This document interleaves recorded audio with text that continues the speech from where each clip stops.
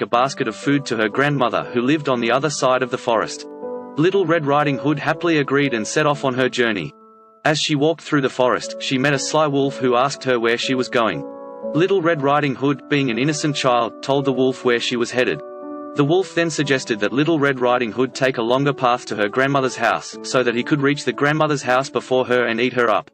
The wolf managed to reach the grandmother's house first and disguised himself as the grandmother. When Little Red Riding Hood arrived, she was surprised to see that her grandmother looked different, but the wolf explained that he was feeling unwell and that his appearance had changed. Little Red Riding Hood was then tricked by the wolf and eaten up. But luckily, a woodcutter nearby heard her cries for help and rescued her and her grandmother from the wolf's belly. They all lived happily ever after, having learned the importance of being cautious around strangers. Little Red Riding Hood is a popular fairy tale character, known for her distinctive red-hooded cloak. In many versions of the story, Little Red Riding Hood is depicted as a young girl with a kind heart who is tasked with taking food or medicine to her sick or elderly grandmother who lives alone in a cottage in the woods. While on her way, Little Red Riding Hood meets a wolf who tries to trick her into revealing where she is going and then leads her off the path to her grandmother's house. The wolf then eats the grandmother and disguises himself as her, waiting for Little Red Riding Hood to arrive. The wolf tricks Little Red Riding Hood into getting close enough to him so that he can eat her too. However, in most versions of the story, Little Red Riding Hood is rescued by a woodcutter or hunter who hears her cries for help and saves her and her grandmother. The story of Little Red Riding Hood has been retold and adapted in many different forms, including books, plays, and movies, and it continues to be a popular story for children and adults alike. Some versions of the story have altered the ending or added more characters, such as a father or a romantic interest for Little Red Riding Hood, but the central theme of caution around strangers remains an important message for readers of all ages. Little Red Riding Hood is a European fairy tale that has been retold and adapted many times over the years. The story typically involves a young girl, known as Little Red Riding Hood, who is sent by her mother to deliver food to her grandmother, who lives in the woods. On her way, she meets a wolf who convinces her to take a longer path so that he can reach her grandmother's house first and eat her.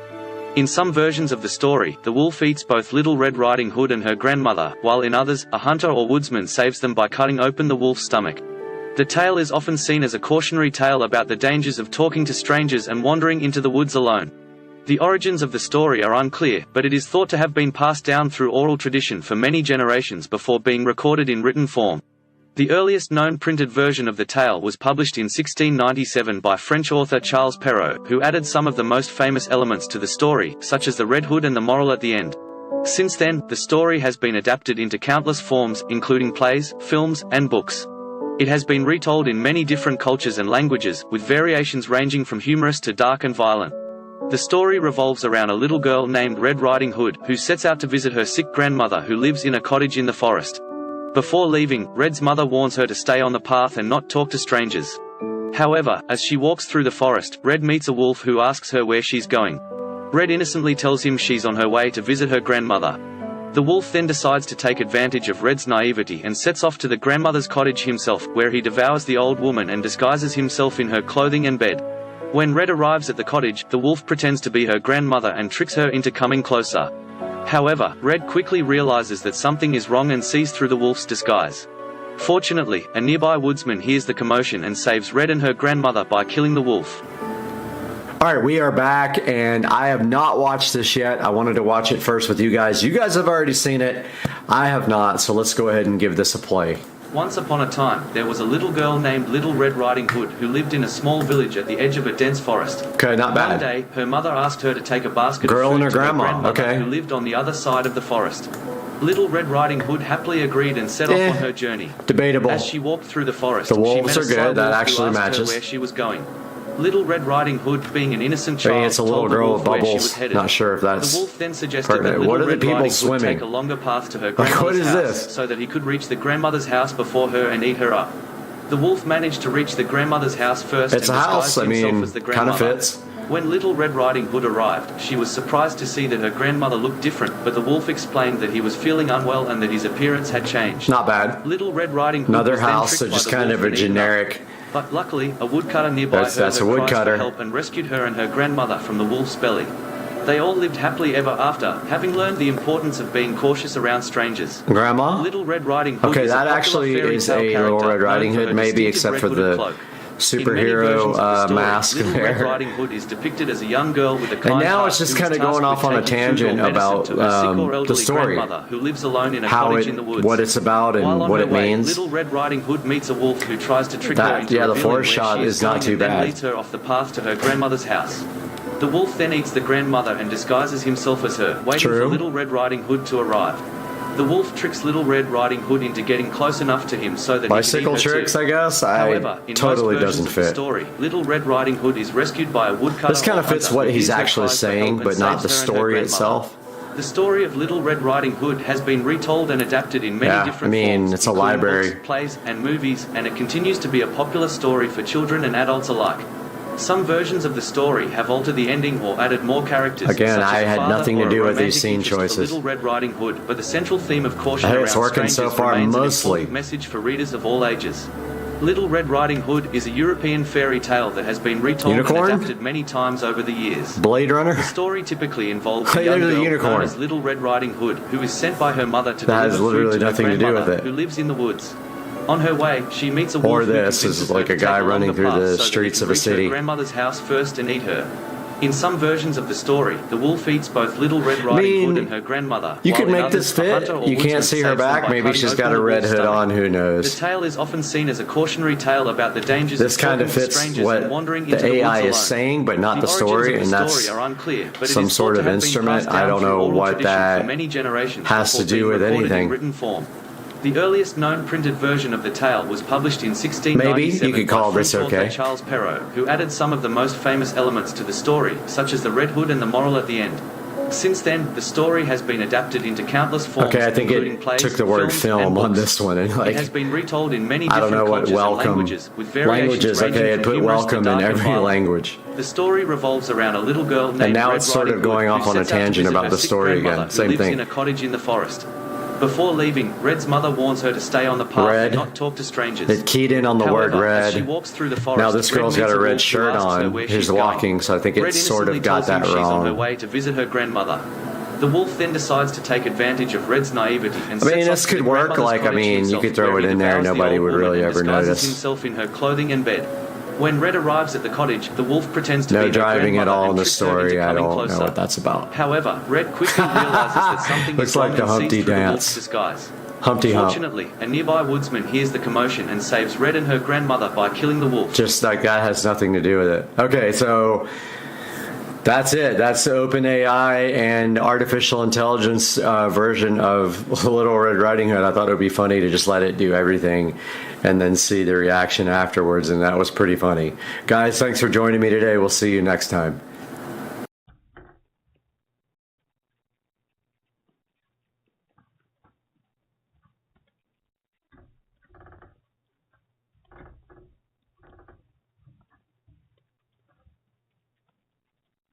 We're back here at Supercar Street Racing Studios once again in beautiful Jacksonville, Florida. And today we have this mini camera sitting here so fresh and fly right in front of us, ready to do some detection of some shady characters around your house or my house. So let's go.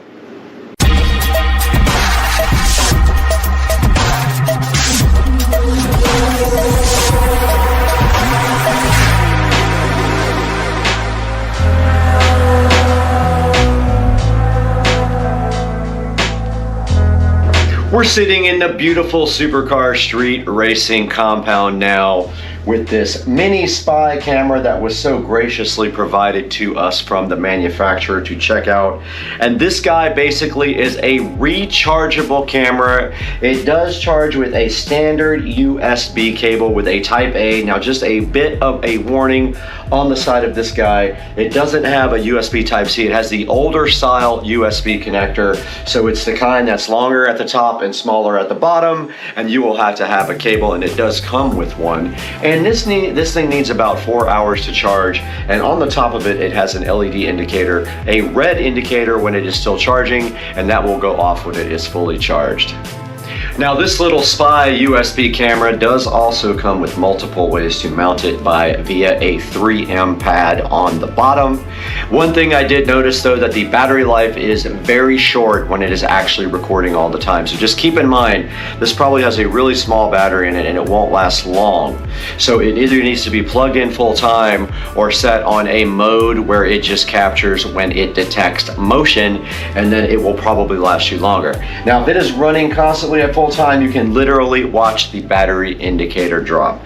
Now, to charge this guy, we simply have this USB cable here. It does have a USB type A on one end, and on the other end it has whatever type of USB that is called, and I can't remember the name, but it's the one where it has a long on top and a short on the bottom here. We'll plug our cable in right here, our other end into our charging stand here that has a USB type A.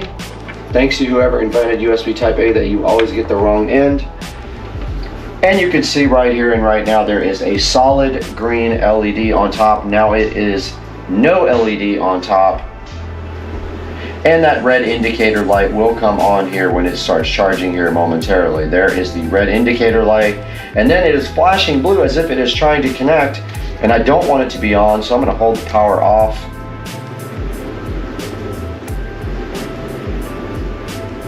And it did not power off. There it goes. It powered off and it is red, meaning that this USB spy camera is now charging, and it actually did come back on and came on with a solid blue light.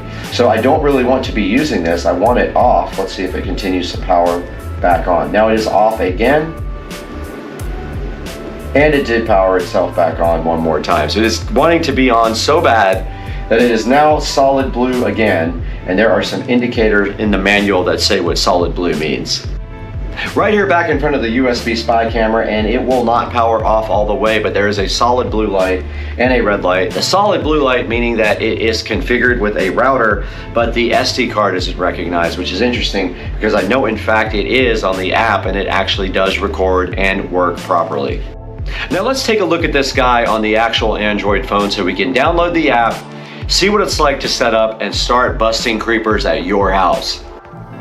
All right, guys, we are now on the phone trying to get the app downloaded. So the name of the app is HID-VCAM, and there is a scannable link. So let's see if that actually works.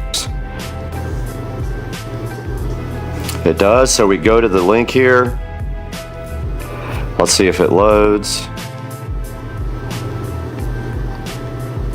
Or you can do it in the Google Play Store. There it is. So let's go ahead and install this.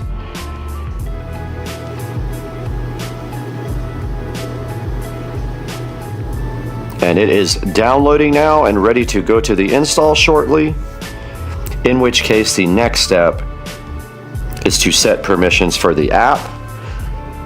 So it'll say the phone will prompt HID-VCAM would like to find and connect your devices on your network. Let's open that and do that. We'll agree to their policy, and we have to register, so we will have to do that off camera. All right, we're back on the app now. We did have to register for the service though, which is fine, and it's asking if it can send me notifications. I'm going to go ahead and say allow. And now it says that it should ask for a location. It did not. Send notifications, it did. I don't know what I know means, but that was on the screen. Already registered an account. Now we have to configure the camera. And now it does not say turn on the camera. Okay, so it says to turn on the camera, press the on-off for 3 seconds, and after 10 seconds, press reset for 5 seconds. So over here at the camera, we will now turn on the on-off button for 3 seconds, which I am doing in the background here. 1, 2, 3. Nothing happened. It's now not flashing green on the camera. It's solid green. Now it says to press the reset button for 5 seconds.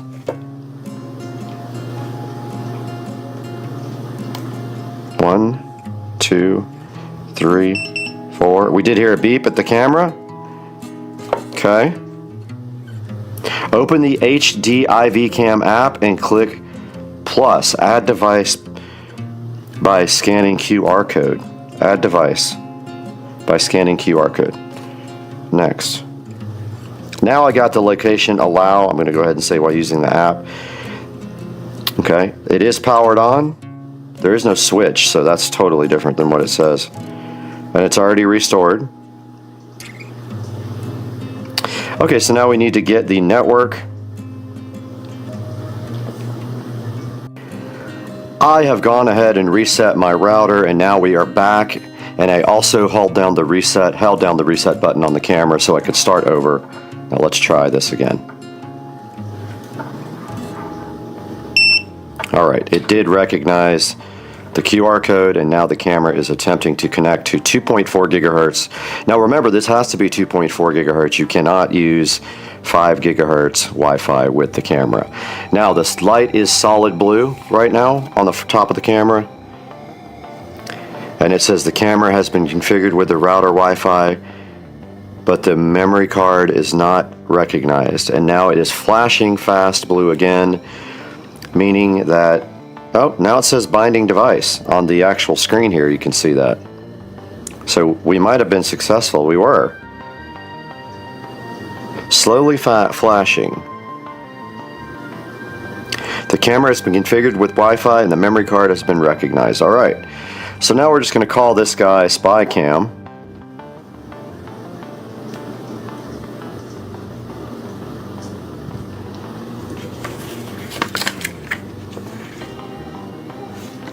And we're in the part of the manual. Device has been accessed. Confirm. Place the device and mobile phone close to the location where the camera is installed, and then click Next. Okay, we're close to it already.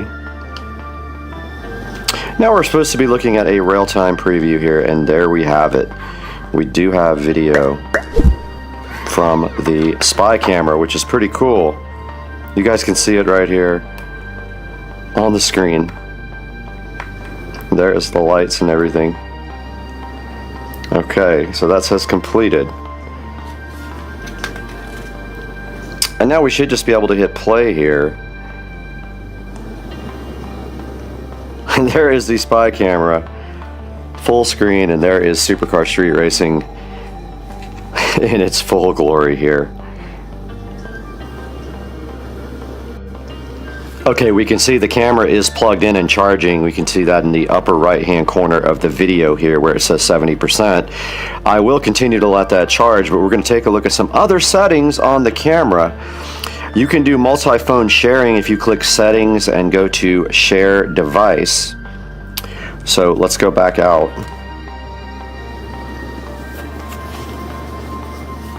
It does say loading. And there's the little settings gear. And if you go into share device here, you can share it with someone else who is signed up on the service. And then taking a look at the next setting here, guys. We have the device name, which we already set. We can go into our intelligent detection settings and change it from medium to high or low here. We can set a detection alarm on this section here. And there is a section where we can change the resolution. Let's see if I can figure out. So if you go to click video window, click the FHD button. Let's see if we can go do that. Okay, it says for me to open HDMI, click video window, click the FHD button, choose 4K. Let's see.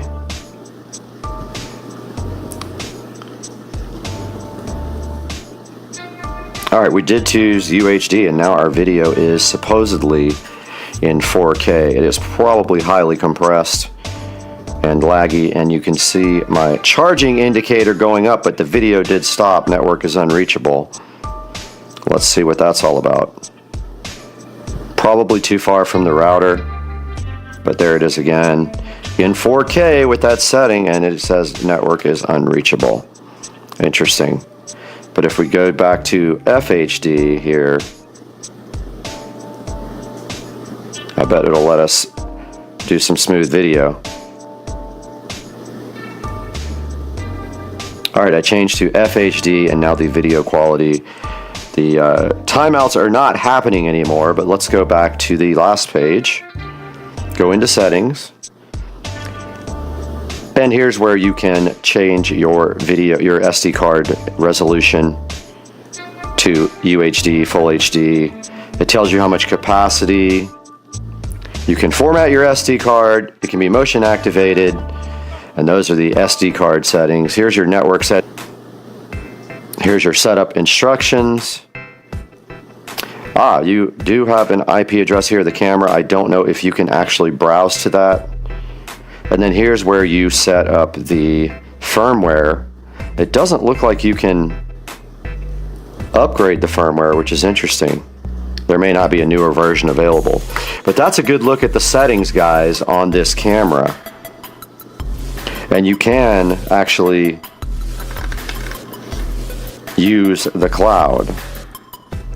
You have to actually pay for cloud, or you just use the SD card to record your video locally.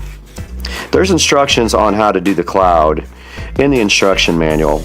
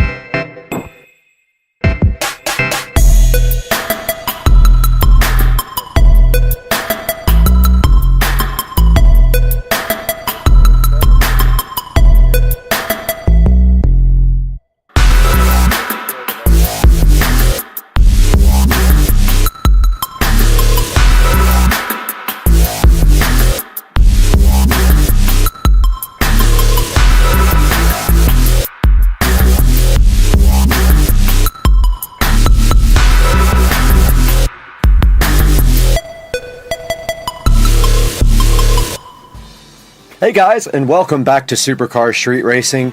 We are sitting in our 4K production studio where we bring you high quality reviews and videos almost every day if we can. And today we have the AOBO spy cam that you guys saw a little bit earlier, and then you actually saw some footage from the camera. And I just have a few things to say about the camera, which is up here on the screen right now. A few little things about it. So it is $39, but there is a coupon available for it. Now, I was able to get this camera up and running relatively easy. The instructions are not great. It does charge with a USB Type-C cable, and it does take about 4 hours to charge completely. And one thing I will say about the camera, a couple of the negatives are the video quality was not tremendously good. It only outputs at 720p. And it is actually, it's not even 720p, it's 1280 by 720 by 15 frames per second. So it's only 15 frame per second video. It is actually being converted to even be used in DaVinci where I'm editing, because it outputs in this format called MKV, and that format was not compatible with DaVinci Resolve, so I had to convert them all over to MP4s in order to use them on DaVinci Resolve. Now, taking a look at the camera here, it actually is that small. It has a little stand on it that you can actually take off a sticky pad and use that to mount it however you want. And taking a look here, you can see that you can sit it right on a shelf here if you want to, and it is a couple of inches wide. Let's go into this a little bit harder. And it does do motion detection. Now, if you don't do motion detection, and you don't have this plug into USB all the time, the battery does discharge very quickly.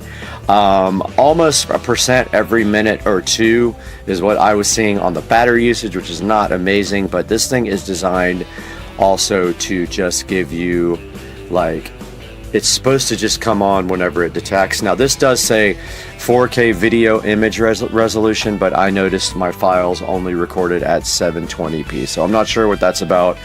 And also, when I had it set on 4K, the Wi-Fi signal was not strong enough for it to actually transmit, so I had to back it down to 720p. So I believe that was the issue with the 4K not working. I only tried one of my wireless hotspots, and I didn't have a whole lot of luck with 4K. But you can see right here, it does have an app that you download, and you can manage the device with the app. You saw the actual footage right there from my phone when we were configuring the camera. And it does have 4-star review, a lot of 1-star reviews like stay away, and it says absolutely the worst camera ever, can't get it to stay connected to Wi-Fi, do not expect this to work with only your cell phone. I didn't have that many problems with it.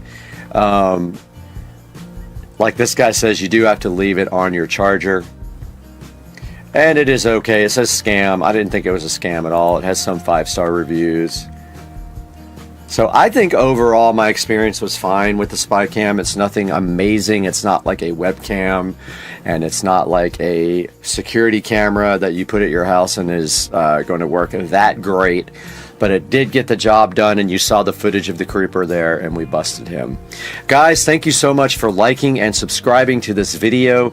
Click through my product links, please. It helps me so much, and we'll see you guys on the next one. I got to get out of here. I'm peace out.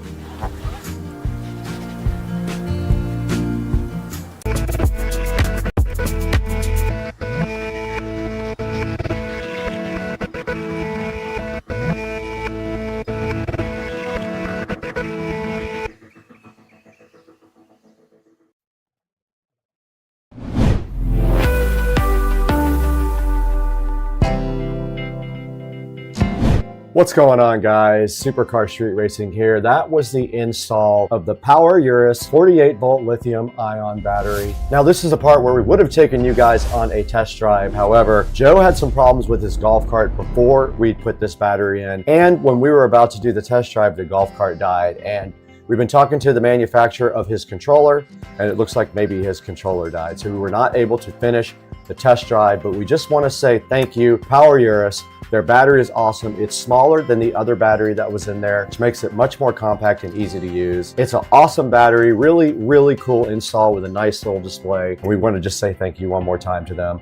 There will be a part 2, so stay tuned for part 2 Power Urus install as soon as we can get the golf cart repaired. That's going to be coming right to you. Thank you guys for 1 million views on our Nabby scooter video and over 250,000 subscribers. But we got to get out of here right now. We got to continue working out.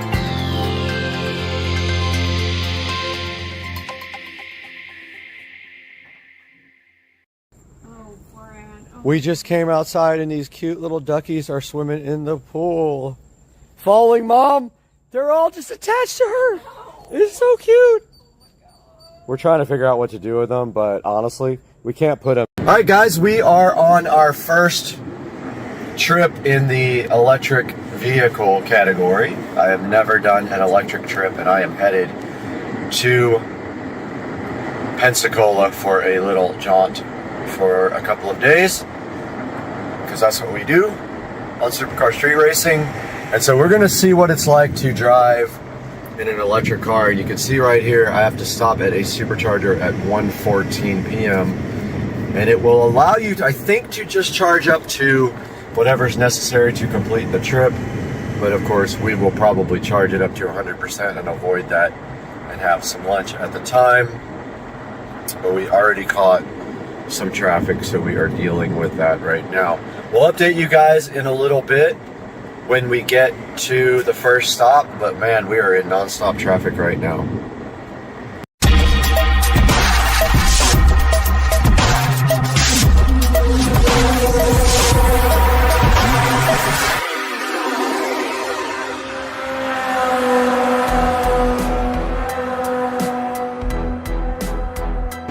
guys, welcome to Supercar Street Racing. Today on the channel, we are going on our first ever trip in an electric vehicle, which will require charging on the way. Stay tuned, it should be fun.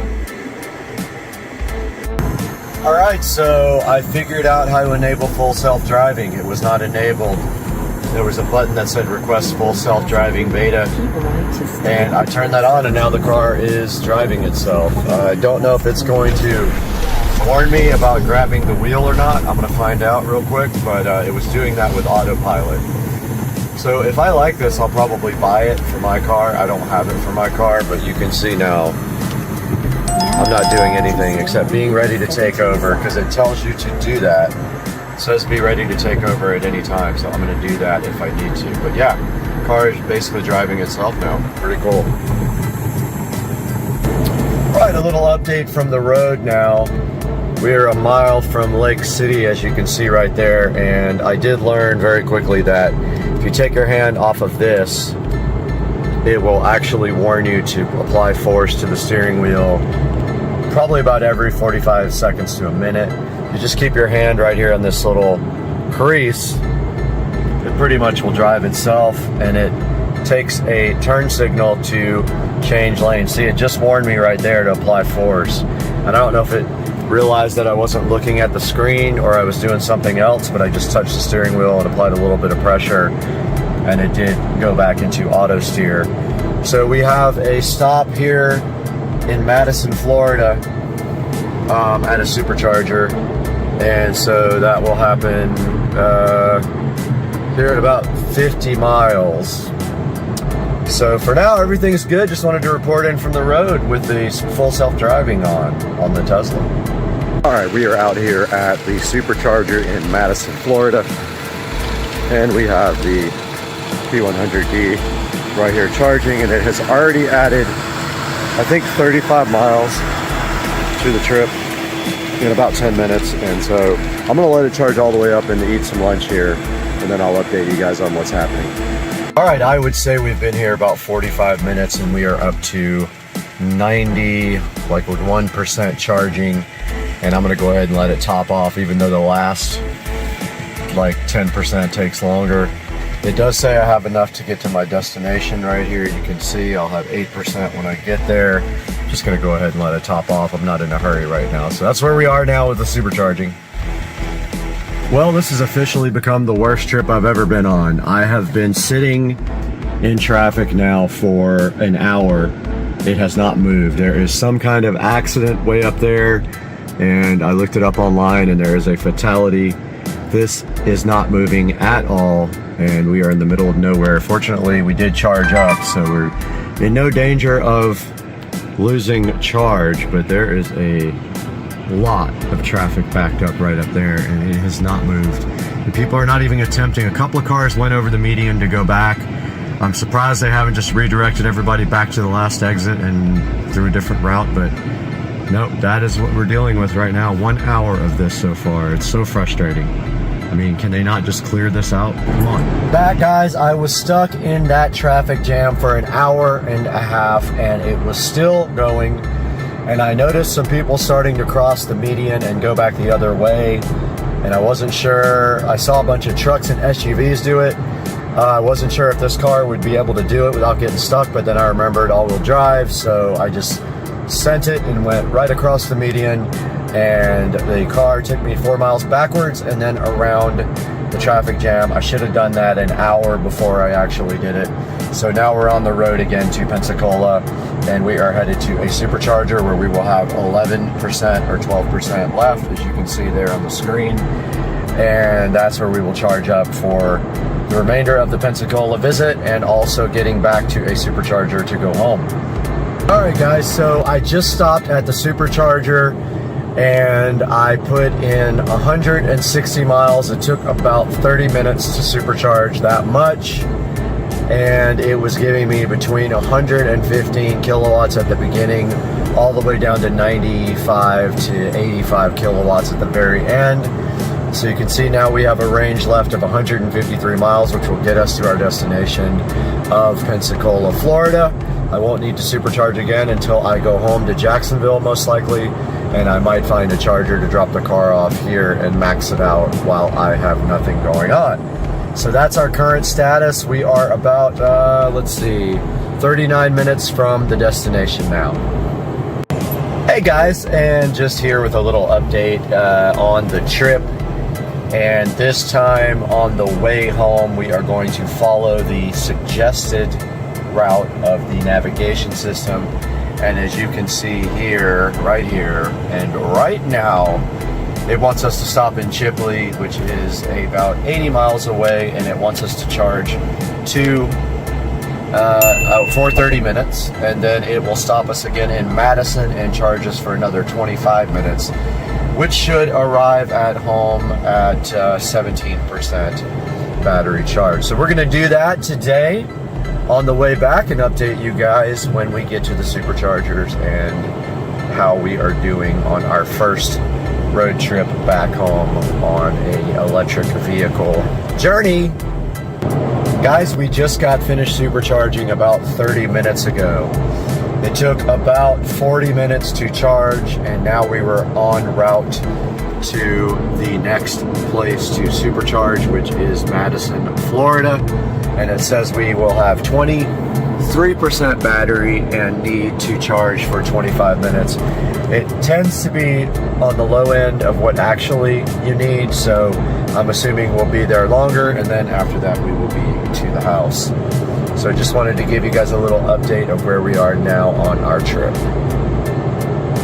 Alright guys, just charged up for the last time. I think it took about 25 to 30 minutes. I didn't really check it, and I had forgot to record at the last supercharger, but we are back on our way to Jacksonville, and it says we will be there at 2:09 p.m. is what we're looking at right now.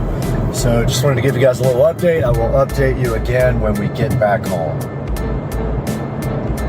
Guys, welcome back to the Supercar Street Racing Studio. You got Brad here, and that was a look at my first trip in an electric vehicle ever that required charging on the trip. We took the car all the way to Pensacola, Florida, and that is the loaner P100D, not the Model S Plaid, which is in the shop actually getting some paint work done from the factory that had issues. And so as you can see, it actually works out better if you have a charger at your destination to actually let the navigation system pick the best routes for you. If you don't have a charger at the destination and your goal is maximum charge at the end, then you will want to, on your last stop, charge up as much as possible. So you can see on the way back, I had to stop twice and charge, and that's just the way it is. That is what is going to happen when you have to go on a long trip. Overall, it added about an extra hour and a half to my trip both ways, a little more on the way there because I charged extra instead of just what it wanted me to. So keep that in mind when you get an electric car. You're going to have to plan your route with a navigation system or an app like PlugShare and make your route totally planned so that you know what you're going to do, when you're going to stop, and how much charge you're going to have. Guys, I hope you enjoyed the video, and I hope to see you again real soon on Supercar Street Racing. You're ready? Just like punch it. Like, stop all the way first. All right, straighten the wheel out though. Straighten the wheel out. There you go. Go for it. Oh, it spun a little bit. Yeah. What do you think? That's cool. Right? I don't think you laid into it all the way. Go that way. Like, go, like... Was that to the floor? At the very end. It took me, yeah. I think a little bit of traction control too with the wet.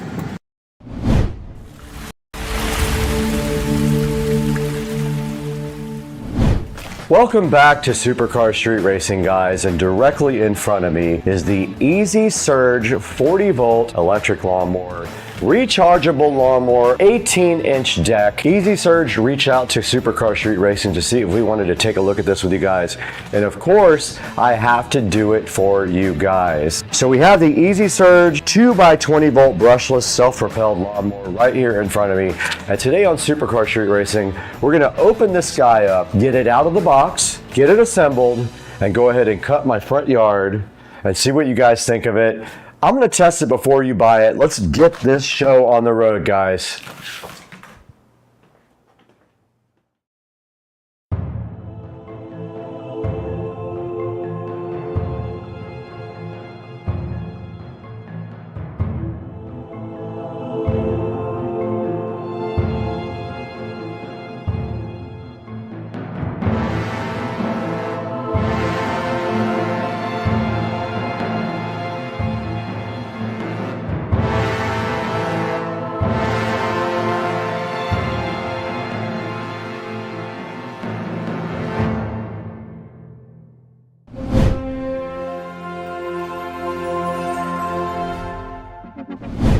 Ladies and gentlemen, directly in front of me is the Easy Surge 2x20 volt electric self-propelled lawnmower. I don't know if you guys have heard of this. This is very cool. They wanted me to test it for you guys. You guys saw me test robotic lawnmowers, and now we have an actual self-propelled lawnmower for me to get out here and cut the grass on. I'm super hyped to do that. The box is sitting right here in front of me. Now this thing uses Easy Surge technology, and that is a different RPM than a grass mower would typically do, but apparently it is supposed to handle all the grass with ease and no problems whatsoever. Now typically you can expect a 30-minute runtime from this guy, 1/6 of an acre cutting distance. Now that will vary depending on your terrain and the length of the grass, so if the motor has to work harder, you might get less time out of it. Now you know what's also crazy about this thing? It has an electric height adjustment. It's not the manual style. You can do it without even bending over to the mower. You press a button and it lower or raises the height deck so you can change your cutting height.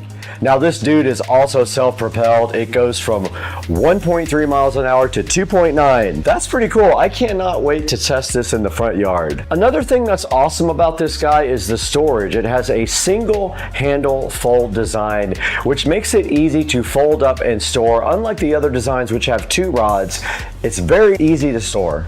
22 reviews later, this guy is sitting at a 4.4 stars. Right now, if you act quickly, if this video is timely on this, it might not be at the same time of the sale. It's 23% off right now. You can pick this dude up right now for $269 and start cutting your grass.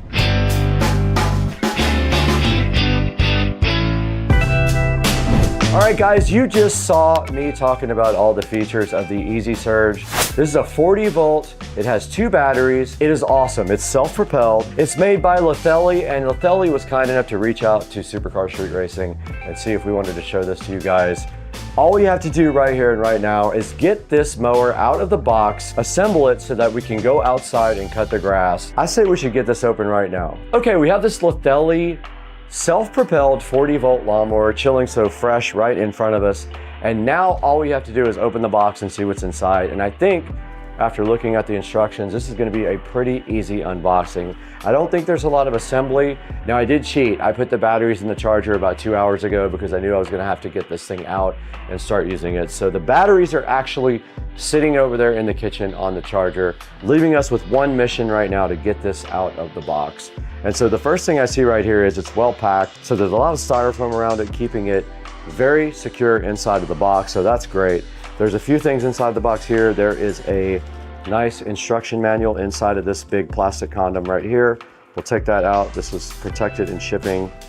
And then inside of that, there is a user manual and then a power cord here for something. I don't know what that's for, not sure. Because I plugged the batteries directly into USB Type-C to charge them.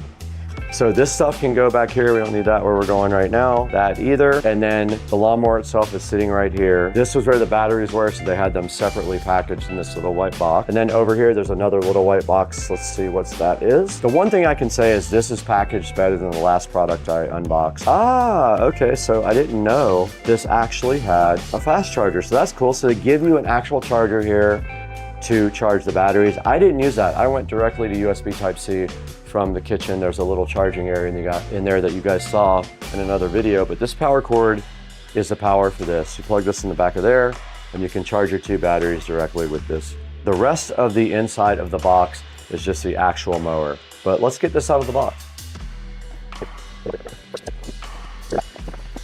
So I'd say this thing probably weighs about 40 pounds, not that big of a deal. And then this is the handle. It just folds back like that. They have everything nicely packed in here. Everything's wrapped nicely and they have a bunch of styrofoam protecting it. And first impressions on this lawnmower is it's really sleek looking. I feel like it's kind of futuristic looking, and I like that. Like that's kind of my style. The whole house is kind of that style. So this looks great sitting right here right now. And there's really nothing to do here. There's no assembly required. I think this is the locking mechanism for the arm that props up. So all you have to do right now is go ahead and cut the grass with this Lithelli electric rechargeable lawnmower. It almost looks like a car. And I did notice that when I opened the battery area, there's actually a spot for 4 batteries. They give you 2 batteries, but apparently you can put 4 total in here at one time. And so that gives you extra capacity for mowing. We showed you guys the mower, we showed you the charger. So the next step is to get this thing directly out onto the grass and do some mowing.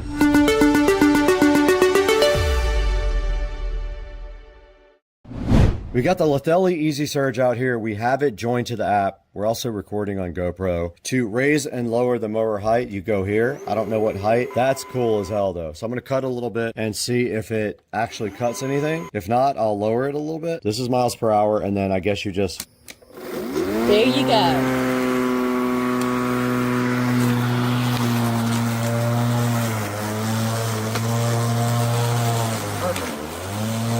Wow. Low, but I'll take that. Did you change it?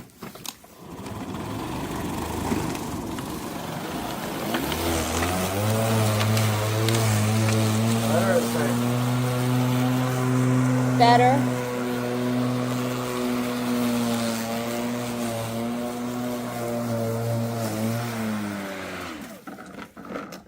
Dang, that thing rips.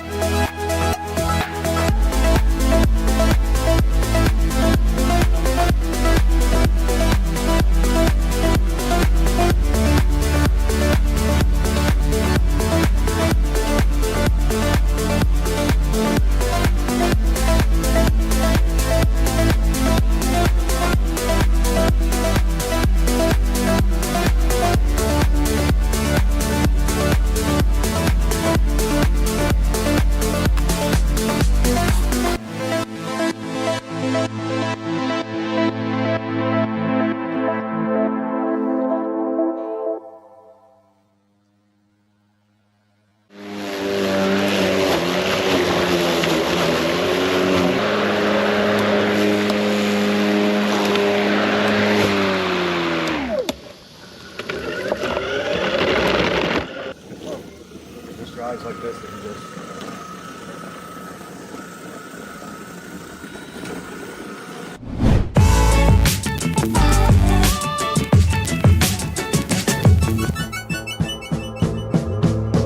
So after doing some research, basically for $259 you get 2 batteries, you get this charger, this lovely charger here.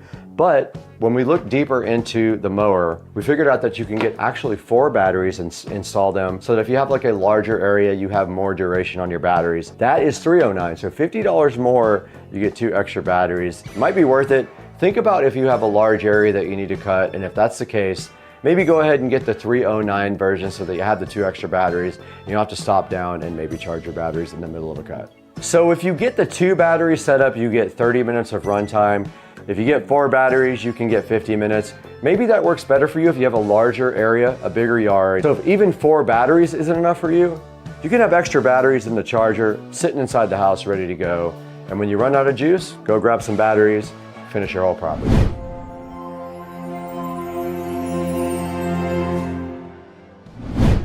All right, guys, here is a look at the Lithelli Smart app right here. I'm gonna go ahead and power on the mower. Here is the lawnmower right here. This does use Bluetooth. I had already added this to the mower, and you can see it also sees the batteries as well, so it adds them both to Bluetooth as well. Here's the actual mower itself, and what you can do here is you can set up the entire mower from this app. So you can set up the height and you can set up the speed and everything from the app. I did want to show you guys this from the app. And you can see right here, you can also set up Easy Surge. I just switched it into Easy Surge. You can see that. We just went directly into the front yard here at the Supercar Street Racing compound. We did the front yard and you guys saw how this mower did. I want you to make your own opinion about this. I feel like it did good on my front yard. My grass is not super tall though. So keep in mind, if you have like really tall grass, this thing will struggle more with taller grass and you might get less battery life. If you have nice short grass and you keep it mowed, this thing might be perfect for you. You don't have to buy gasoline anymore, so you don't have to worry about that. It won't leak fluids all over anything you have. So think about the Lithelli as an option for your yard. And then we'll have a link down in the description. Make sure you buy all your products from our official affiliate links. It gives me a couple dollars and it helps keep the channel going and we really appreciate it. So it's not a super expensive lawnmower like maybe the Greenworks, which was about $500. I had one of those, you guys saw it. We're gonna throw it right here to the Amazon page on the computer. Tell you guys how you can get your own Lithelli 40-volt lawnmower, support the channel, buy your Lithelli directly from our affiliate links. Let's throw it to Brad in Studio B.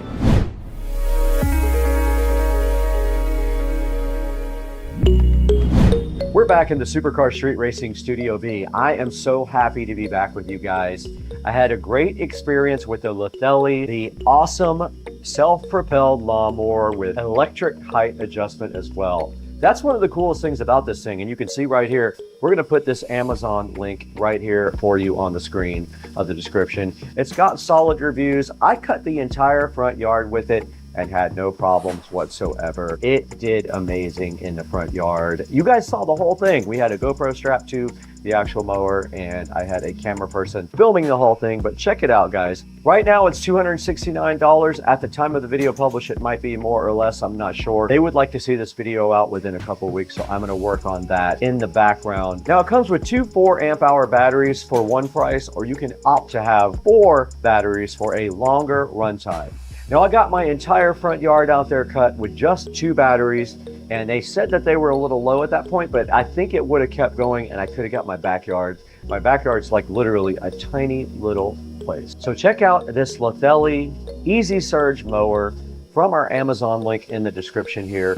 Buy everything from our Amazon links. It helps us out greatly. This guy does have a cool app. You can adjust everything from the mower in the app as well, which I absolutely love that. Check out the cool Easy Surge features, the app. This mower runs at a lower RPM than most gas mowers do, and it rips right through St. Augustine. That was like this tall. I had no problems ripping right through it. You saw the video yourself, no issues at all with it. I didn't use the bagger. It does come with a bagger. You can use that right on the outside of the mower if you want and bag up all your grass. I like to let mine go back inside of the grass to mulch up like my lawn care guy does. Now at the time of this video, we have 175,000 subscribers. I expect that to get bigger by the time this video publishes, but we want to thank you so much for being a subscriber. Always like and subscribe, hit the bell icon. That way you know anytime we have a video coming out, you'll be the first one to know. You can hop on and check it out. I thank you guys so much for liking, subscribing, buying everything through our official links down in the description. It helps us out so much. You know, we don't make any money on the channel. We actually lose money on it. So if you guys could just help us out with like a couple of clicks here and there, it would mean so much to us. But right now, we definitely have to get out of here.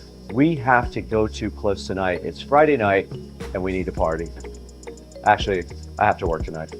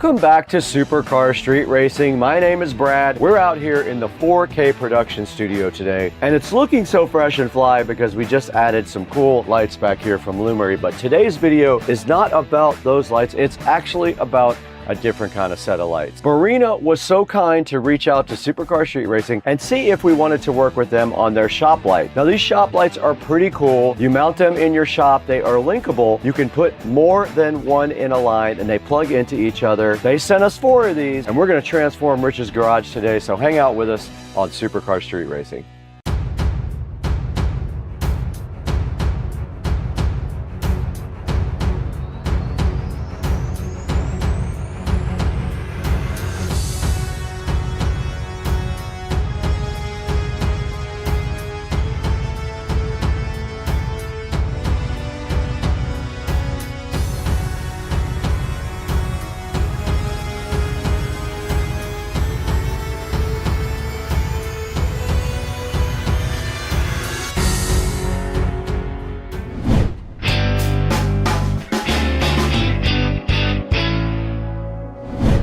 Today on Supercar Street Racing, we have a very cool project lined up. Barina was so kind to reach out to us. They wanted to know if you guys would be interested in their shop lights, and I think you will find a use for these. So I told them I would love to work with them. Now, it won't work for my garage because I don't have enough power in my garage. My power is at the limit. Can't add them there, and I already have cool lights above the Tesla. I have those hexagonal lights out in the garage. But I did have an idea for Rich's house because Rich needs better lighting in his garage. So Barina was so kind, they sent us 4 of these awesome lights to check out. These lights are each 4 feet long, hanging up from your shop or on your ceiling if you want to mount them there. They are 5000 K color temperature. Now what that means exactly is when you get into the 5000s, you're into more of a bluish color temperature. 3000 is more of a warm white, so that is kind of typical for indoor light. 2000-ish K are very warm white. These are going to be approaching the cool blue spectrum of color on their Kelvin rating. 800 reviews,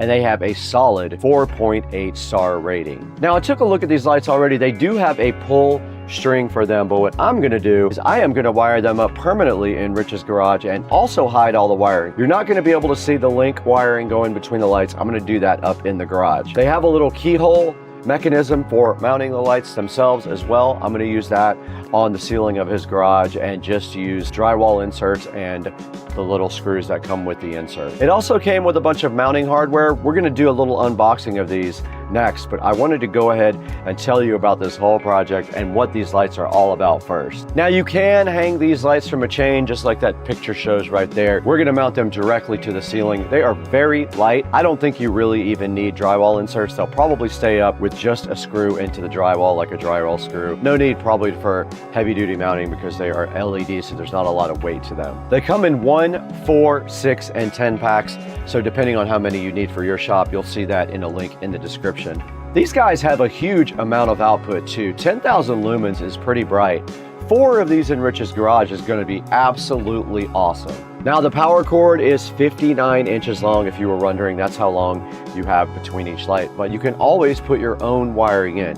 You can either cut the plugs off and do whatever you want to that, or you can just run an extra extension cord between lights. Now it says you can link up to 3. I'm gonna try 4 and see what happens. I don't think it'll be a big deal, we'll see. This ad up here also says that they are lasting anywhere up to 50,000 hours of illumination. They do give you a ton of hardware to go ahead and mount your Barina lights, and I'll show you guys that when we do the actual unboxing here momentarily. Now let's throw it inside to Brad. We'll get the unboxing done inside the house and show you guys what comes in the Barina lights.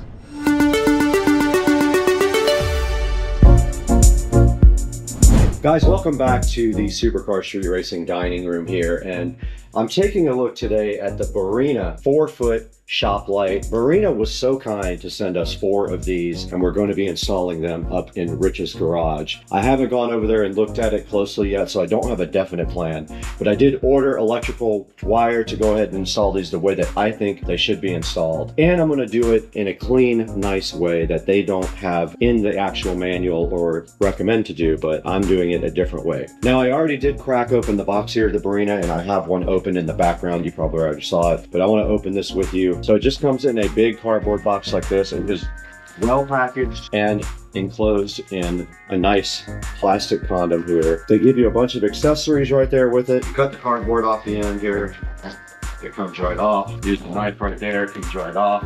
And then the whole entire light, we don't need that rubber going, is enclosed in plastic. And the cool part about lights is they have a plug on the end, and they also have a plug female on the other end. My only complaint about these lights are that they're only 5 feet on the power cable. So if you have more than 5 feet between your lights, these will not reach to the next light. And that's how bright it is. It's incredibly bright. And it's 6500K, so it's the upper level of bluish white.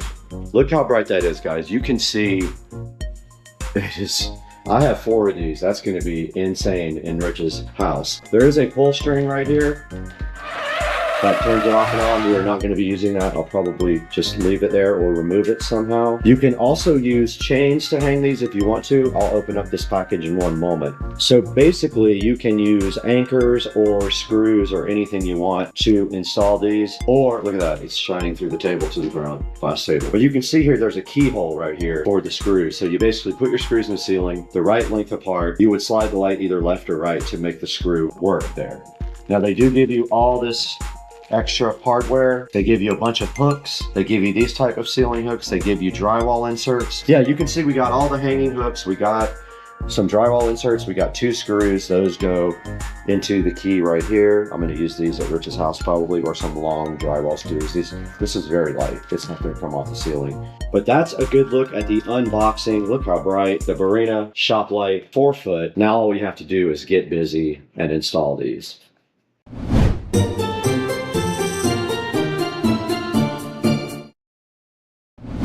You guys just saw these awesome Barina lights being unboxed. We went through the whole box and checked out everything that came with them. They give you a lot of cool mounting options inside the box. The packaging is great. It's very solid. No complaints there at all. Now we have to figure out what to do next. Part of that involves ordering some other parts. Now we did order some Romex wire.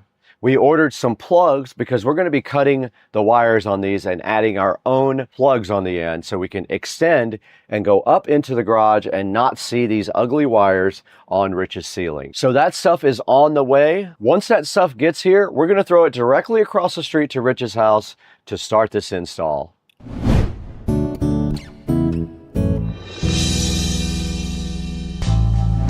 All right, what's up guys? We are out in Rich's garage right now, and you can see we have some portable AC units set up out here so we don't absolutely die. But we're about to start this project, and I just noticed up here, he has 2 different places where we can get power for the lights, and it would be switched. We can either do it there or there. This makes more sense because the lights will be in the center more than they will be back here. We're gonna go ahead and get set up for this, but we gotta figure out how to get the light. My plan is I bought my laser level. I'm just gonna lay it on the ground and point it upwards, and hopefully I can align it with this straight pegboard right here, and that will give me a line. And then all I'll have to do is measure from the side of the wall in order to line up the lights. So I got all my tools here. I've got the lights right over here ready to go. So I guess the first thing we need to do is start figuring out a position for these. On the back here, they have keyholes. So what we have to do is we have to measure between the keyholes for where our screws go, and at the same time, we have to keep it straight as well. So we'll have to pull a measuring tape from there. Really what I am going to do is use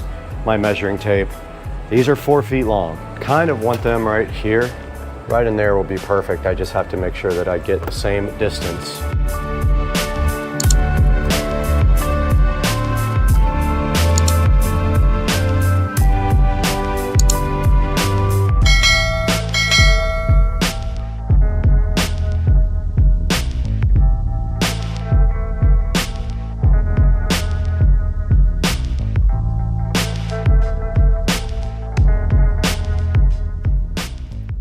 So I'm just gonna aim for 3 feet. I'm gonna go right there.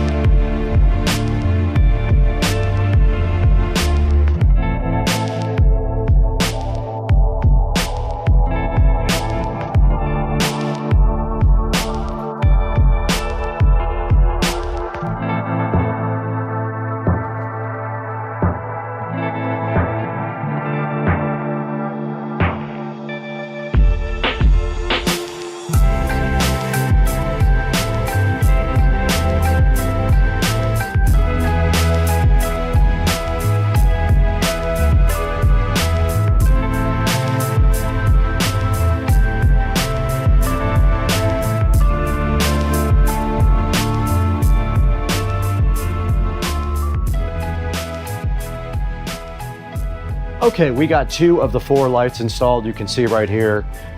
I did pretty good on the measurements. I know that I have to be 3 feet from that wall, and then I have to be 47 inches from the wall in front.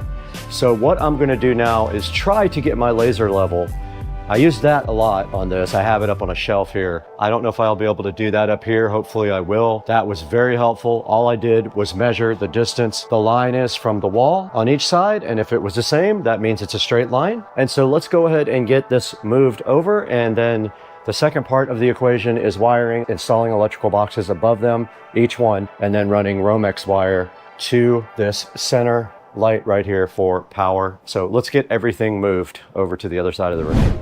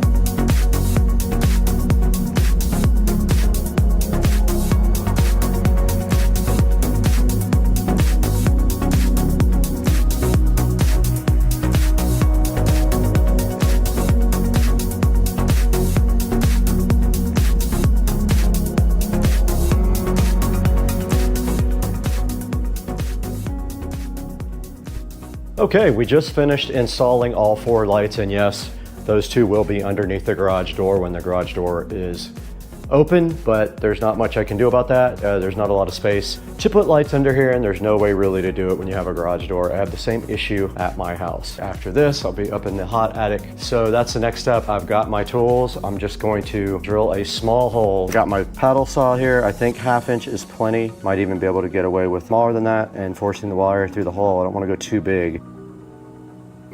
Perfect. Just like that. No. Oh.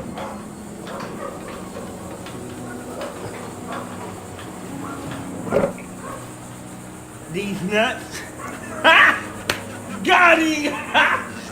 Got him! Don't open. Dang, you almost ripped one of the lights off the wall.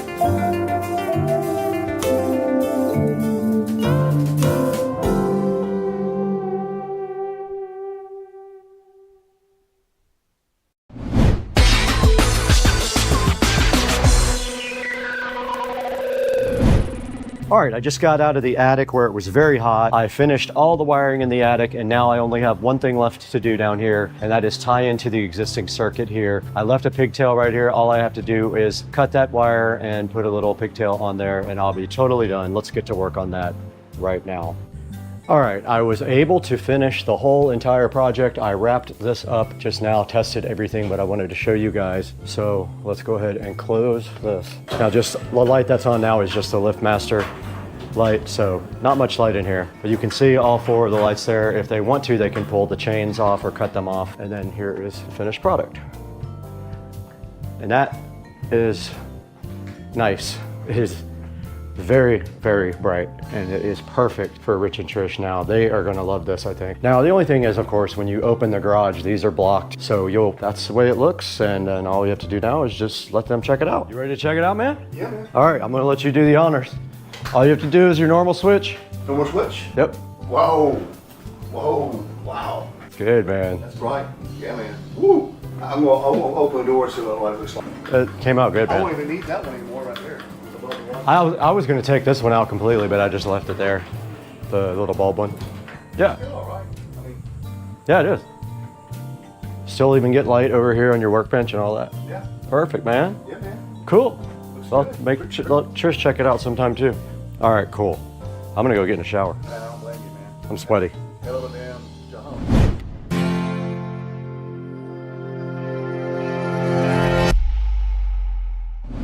You guys just witnessed the whole thing. We were across the street over at Rich's house. Rich was not there, but I went ahead and wired up and mounted his brand new lights. I lined them all up perfectly by measuring from each wall to make sure that they were lined up properly. And I went ahead and cut the plugs off of each one of them, and I ran all the wires in the attic. That way, when Rich turns on his regular light, all of these lights will come on, no problem whatsoever. They're really bright. I showed you that at night, how bright they get inside of Rich's garage. They're very convenient, very strong, and I highly recommend you pick some up from the link in the description. All right, now that we have taken a look at installing the Barina light, there's only one more thing left to do. Let's toss it over to me, Brad, and see where you guys can get these on Amazon from the link down in the description. Please like and subscribe. Buy everything from our product links.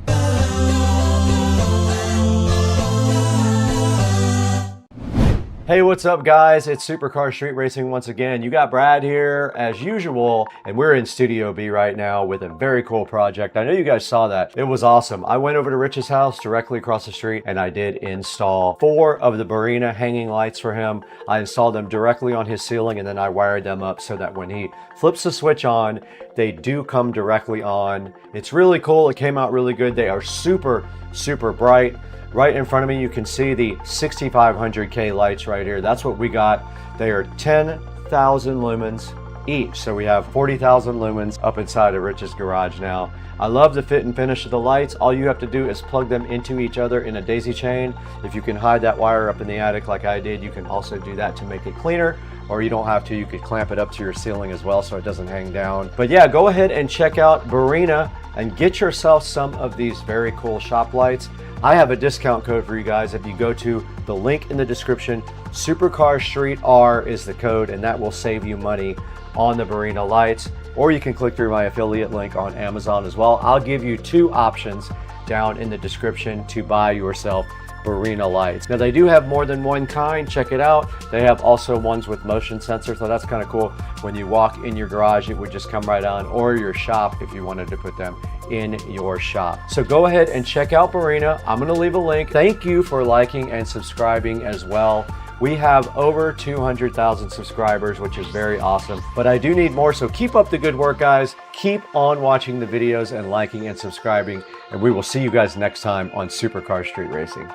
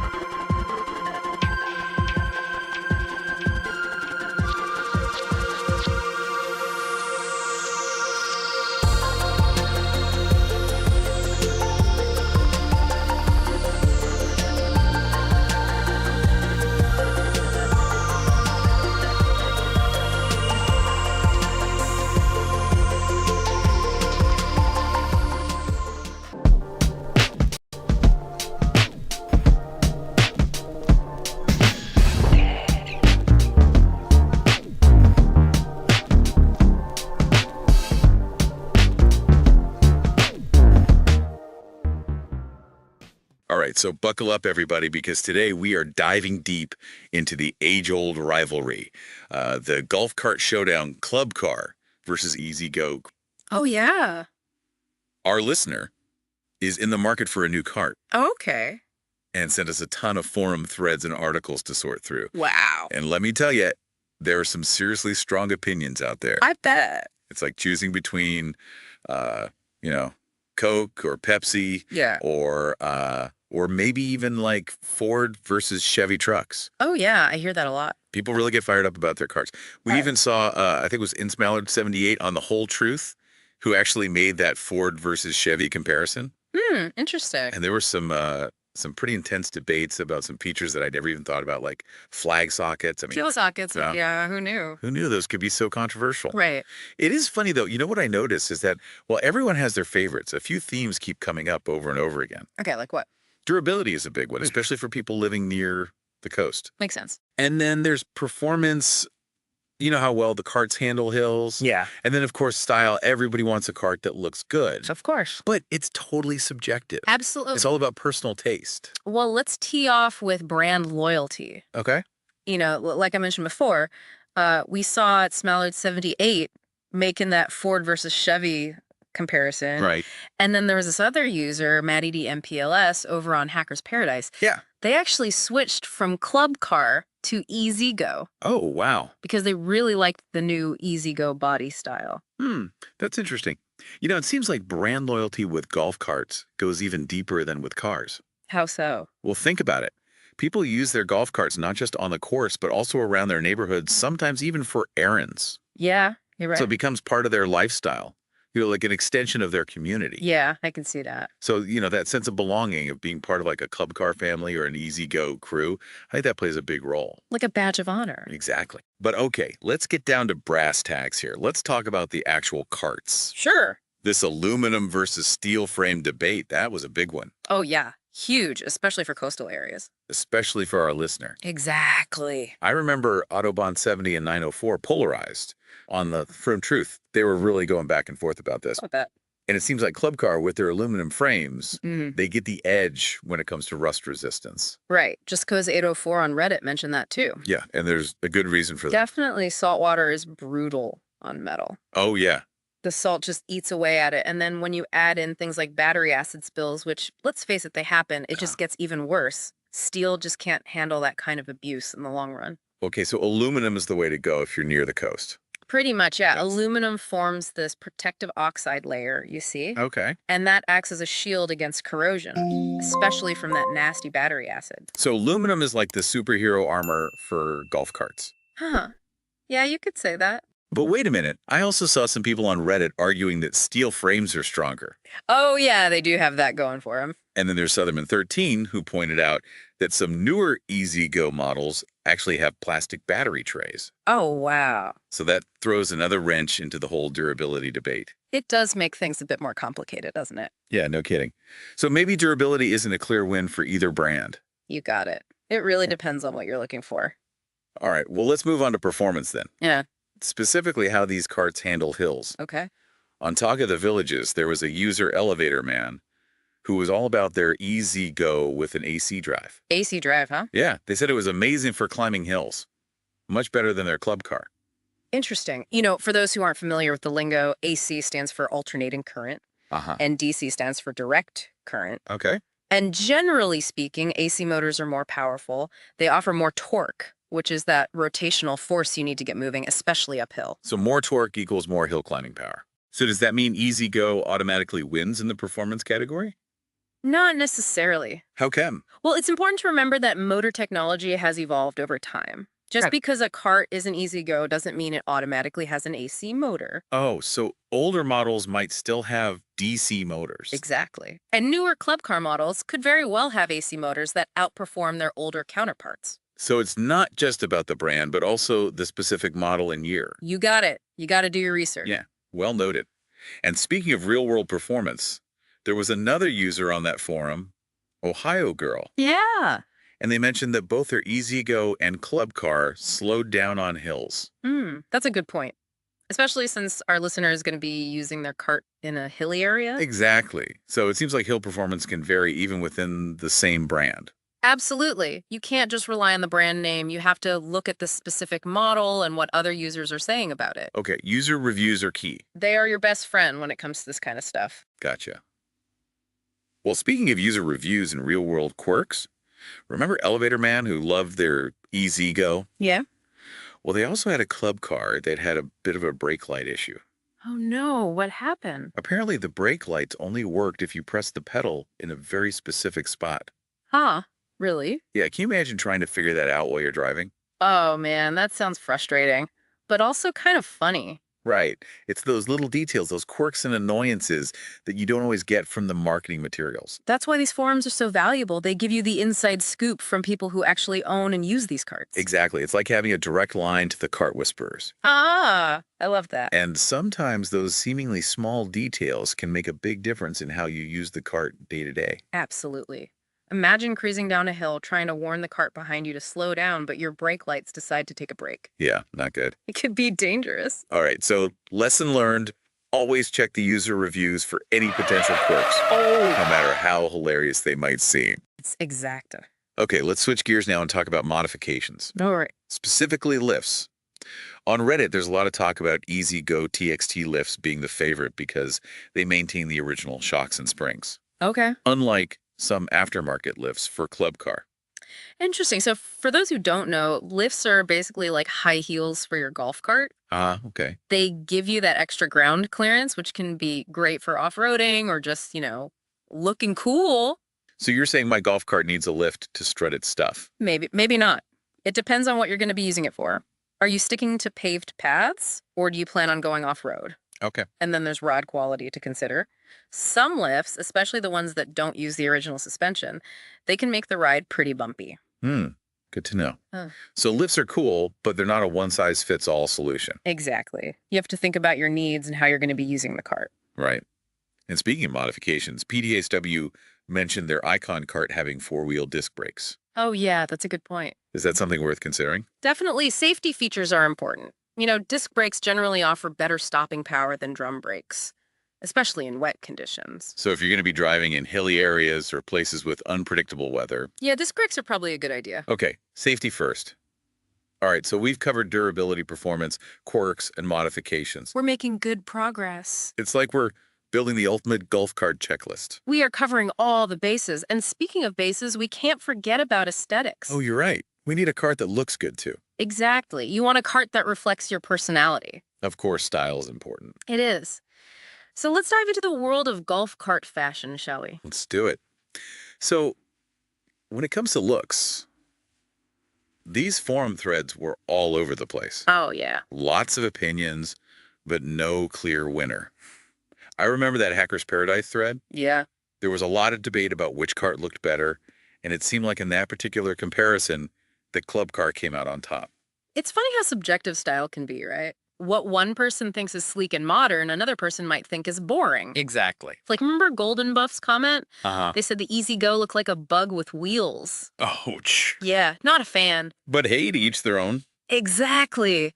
Beauty is in the eye of the beholder. So true. So when it comes to design, what are we looking at here? Well, Club Car often goes for a more rounded, curvy look, Okay. while Easy Go tends to be more angular and boxy. Interesting. It's almost like those car comparisons we were talking about before. A Club Car is like the smooth lines of a Ford. And Easy Go is the ruggedness of a Chevy truck. Exactly. Yeah. And those design choices aren't random, What do you mean? Well, they often reflect the brand's image and who they're trying to appeal to. Okay. Like Club Car with those smoother lines might be going for a more refined, luxurious vibe, while Easy Go with that bolder, more utilitarian design could be targeting people who prioritize function and durability. So it's like choosing between a tailored suit and a rugged pair of jeans. Yeah. That's exactly. Both stylish in their own way, but for different occasions and personalities. I like that analogy. Yeah. So at the end of the day, it's all about personal preference. Absolutely. Yeah. What makes you feel good when you're behind the wheel? Okay, so we've covered Club Car and Easy Go, The big two. right? But what about some of those other brands that people mentioned, like Yamaha and Icon? Oh, yeah, those are good ones, too. I think it was Brick Clark 904 and PDSW on The Whole Truth. Yeah. They brought those up. It's good to explore all the options. Definitely. Yamaha is known for having really quiet engines. That's nice. Harrison Mitch mentioned that. Yeah. And then Icon has a reputation for being super comfortable. Oh, that's important too. Definitely. Brick Clark 904 said that their Icon cart rode like a dream. Well, it's like finding a hidden gem. You got it. You know, a brand that you might not have considered before, but turns out to be perfect for you. Exactly. So don't be afraid to think outside the box. Okay, now, no matter what brand you choose, there's one thing you can't forget about. What's that? Battery care. Oh, yeah, that's crucial. Boataholic on The Whole Truth actually asked about that. Yeah. It's something that a lot of people overlook, but it can really make a difference in the lifespan of your cart. Right. It's like forgetting to change the oil in your car. Exactly. It might run fine for a while, but eventually it's going to catch up with you. So what are some of the things we should be doing to take care of our batteries? Well, Autobahn 70 had some great advice. Okay, like what? They recommended using watering kits and distilled water. Okay. And they even shared a link to a handy watering jug on Amazon. Oh, that's convenient. Yeah. So watering your batteries regularly helps prevent them from drying out. Okay. And using distilled water is important because it doesn't have any minerals that can build up and cause problems. So it's like giving your batteries a spa treatment. Haha, pretty much. All right, so we've gone from brand loyalty and frame materials to hill performance brake lights and now battery care. We've covered a lot of ground. Who knew there was so much to think about when choosing a golf cart? It's a lot more complicated than it seems on the surface, right? Yeah, no kidding. But that's the beauty of a deep dive. Exactly. We get to explore all the nuances and uncover all the hidden gems of knowledge. We're like golf cart detectives, Ah, love it. sifting through the clues to find the perfect ride. Well said. And remember, this whole deep dive is for you, our listener. That's right. So let's shift gears and focus on what matters most. Your needs. Exactly. Your priorities and your vision for the perfect golf cart. Right. We've given you the tools. Now it's time to build your masterpiece. What are the things that stand out to you the most? What features or factors are most important to you? Think about where you're going to be using your cart, how often you'll be using it, and what kind of terrain you'll be driving on. Are you sticking to paved paths or are you planning on going off-road? And of course, don't forget about your budget. Yeah, that's always a big one. It's like planning a dream vacation. Okay. You have to consider your destination, your itinerary, and how much you're willing to spend. I like that analogy. So choosing a golf cart is kind of like planning a trip. It is. You have to do your research and make sure you're making the right choices. Now, throughout our deep dive, we saw people mentioning specific models within the EasyGo and Club Car lineups. Oh, yeah. Names like RXV Precedent and Onward kept coming up. Right. People were pretty passionate about those particular models. And that brings us to an important point. What's that? The model itself might be even more important than the overall brand. That's a great point. You could be all about EasyGo's reputation for durability. Yeah. But if you choose an older model with a DC motor, you might not get the hill climbing power you're looking for. Makes sense. Or you could love the sleek look of a club car, but if you end up with a model that has a rough suspension, those bumpy rides could get old fast. So it's like choosing the right trim level on a car. Exactly. Yeah. You might get all the basic features with the base model, but those higher end trims offer those little extras that really enhance the experience. Right. So you've done your homework on the brands. Now it's time to get specific and look at the individual models. Exactly. It's like zooming in on a map. Okay. We've looked at the big picture. Now it's time to find the perfect address for your dream golf cart. And remember, each model is going to have its own pros and cons, its own user reviews, and maybe even a few of those quirks we were talking about. Right. So don't skip this step. Do your research. Exactly. It's the difference between making an informed decision and just winging it. All right. So what's next?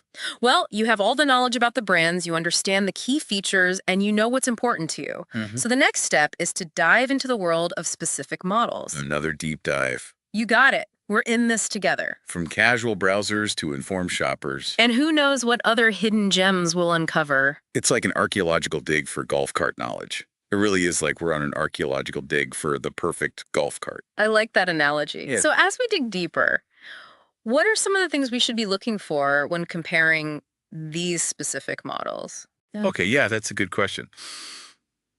You know, we've got the brands narrowed down, but now it's time to get down to the nitty-gritty. Exactly. So first off, don't be afraid to really get into the details. Okay. Go beyond those flashy brochures and those marketing slogans. I get the real scoop. Exactly. Look at the user reviews. check out the spec sheets, Okay. and even try to find the owner's manuals if you can. Oh, wow. Really get in there. Yeah, the more information, the better. When you're looking at those specs, pay close attention to things like the motor type. Okay, AC versus DC. Exactly. What's the battery capacity? How far can you go on a single charge? Range is important. And then how about the suspension system? Is it designed for a smooth ride or is it built for off-roading? Okay, so it's all about matching those specs to your needs. Precisely. It's like comparing different types of coffee beans. Okay. They all make coffee, but some are stronger, some are smoother, some have a more complex flavor profile. Oh, yeah, I see what you mean. You got to find the one that suits your taste. And in this case, your golf cart needs. Exactly. And don't be afraid to ask questions. Yeah. Reach out to dealerships. Talk to people who already own the models you're considering. Get that firsthand experience. Exactly. The more information you gather, the better decision you'll make. So it's like putting together a puzzle. I like that. You know, finding all the right pieces to create the perfect picture. And remember, this is an investment. Okay. A golf cart is more than just a vehicle. It's a lifestyle choice. Yeah. It's about enhancing your leisure time, connecting with your community, and maybe even showing off a little bit with your stylish ride. So it's about the whole experience. Exactly. It's about enjoying the journey. Well said. So as we wrap up this deep dive, what's your final piece of advice for our listener? Take your time, do your research, and most importantly, have fun with it. Yeah, this should be an exciting process. It should. You're about to get a new golf cart. That's right. And hey, once you make your decision, send us a picture. Oh, yeah. We want to see what you end up with. We've come a long way together on this journey. We have. From casual browsers to informed shoppers. And who knows, maybe we'll even bump into each other out on the course someday. That would be awesome. Until then, happy karting. Happy karting. And to all our listeners out there, thanks for joining us on this deep dive into the world of golf carts. We hope you learned a thing or two. And that you're feeling confident and ready to make your decision. Remember, knowledge is power. So stay curious, keep learning, and keep on rolling. Guys, welcome back to SCSR Street Racing, and we're getting buzz bombed.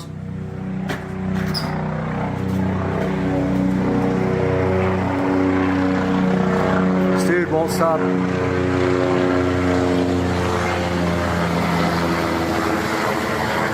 There he goes. I don't know what he's doing. He fly over the house like 50 times, but hey, I sold the golf cart 3 days ago that used to be sitting right here, and I bought something else, but I can't tell you what it is yet. But I did break this out from up on top of the storage area up here, and this is my 4-channel, actually 5-channel power amplifier that I may or may not be using in a new vehicle pretty soon. Check it out, guys. 5-channel Rockville amplifier.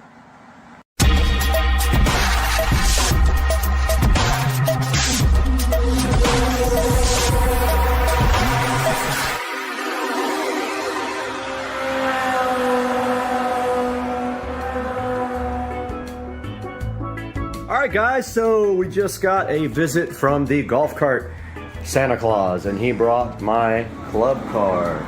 This is a 2014 club car precedent with at least an aftermarket motor, and it might have a controller too, I'm not sure. But my buddy Joe, who knows all about these guys, is coming over after work, and we're gonna break into it. But it's got a plumb quick motor for sure, and it may or may not have a controller in it. So yeah, so 2014 has some wood grain stuff which will come out. It has some seats that are alligator skinned with brown, which that's some people's taste, it's not mine. But the first thing coming out is this weird golf thing, this sticker here. So we're gonna get out our Gugon. There's also some sticker leftovers on the body itself. It has the LED light kit, so it has everything. We're gonna get rid of that club car logo and put a Supercar Street Racing logo on there. And it has aftermarket wheel and tire. Nice street tires, 215, 40, 12.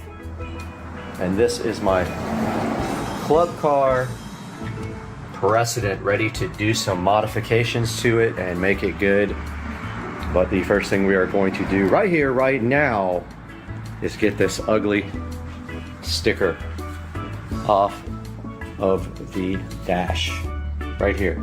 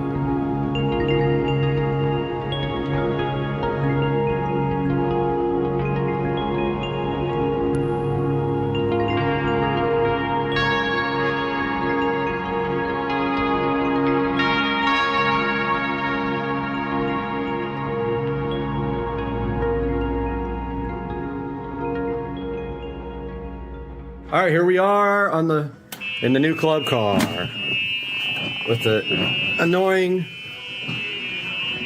backup sound. So we found out it has a 10 horsepower motor. We don't know about the controller yet.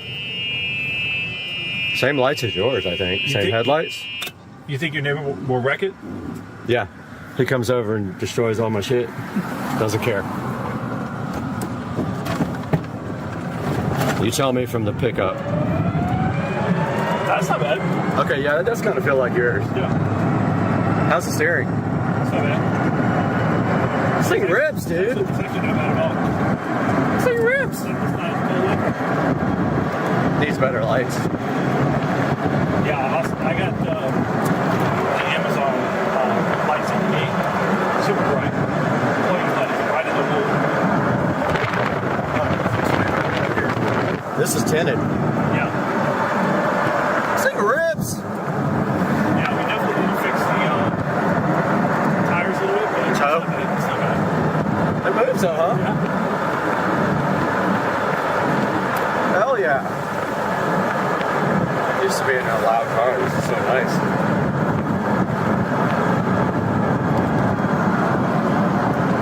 Yeah, I think the first thing's going to be, I don't know, maybe a matte. Maybe rip these side things off, paint them satin black, or they have powder coated on mine for like $70 black. Rips.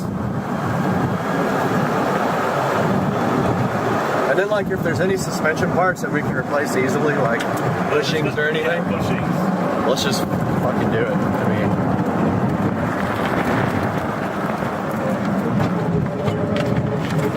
I don't hear any weird clunks or anything like that. That whining, that's the motor. Yours is louder though.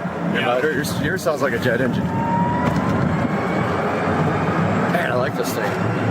Needs LEDs in here too, like light up the inside. What's up here?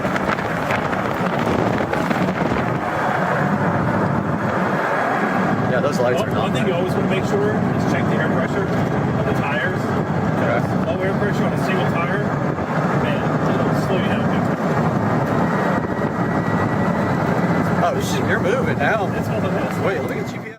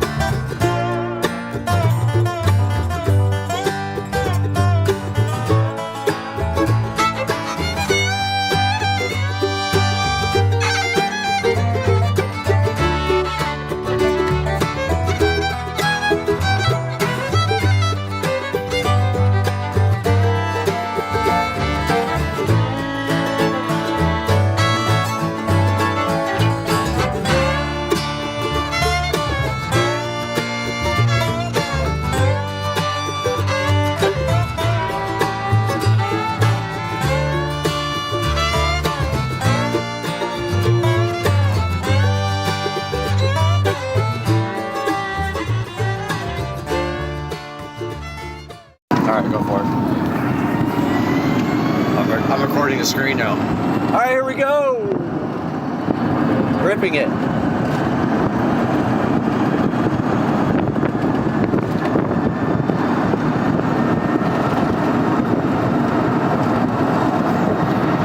Well, 28.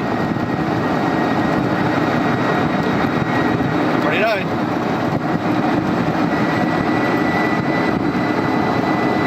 There's 30. That's what I wanted. 30. That's what I wanted. Nice, you got your 30. Sick. All right, Rich is driving the cart. Like a bad And he's hell. ripping it.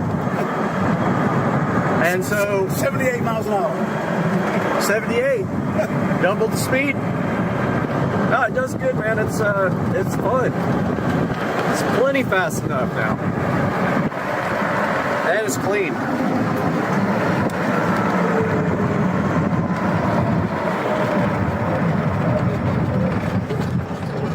All right.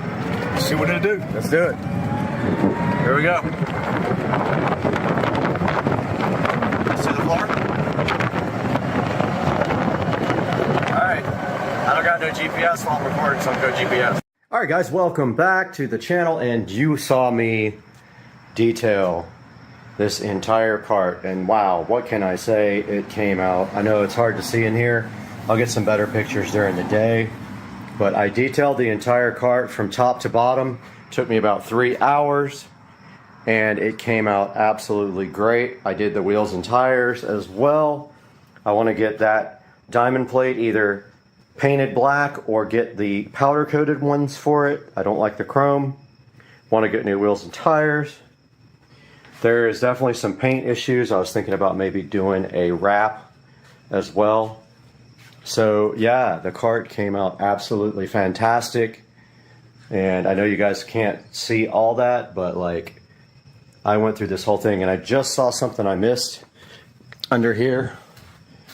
Right here. I missed all this underneath the gas pedal. Live cleaning happening now. That's better. All right, now it's good. I had sprayed some Armor All back there and didn't get it up, but I want to get the mat. I want to start modding this thing for the channel, and they make a really nice mat that goes right there for like 150 bucks. We took off the ugly we took off the steering wheel thing, but we didn't clean that. Let's get that polished up real quick. All right, now it is nice and polished up, looks much better, and this cart is ready to start being modified. But I hope you guys enjoyed the brand new addition to the channel, and we'll see you guys next time on Supercar Street Racing. Over here on the treadmill, and there's a freaking little crab. It's the second one I've seen in 2 days in this sunroom. Little crab. Hey, crab.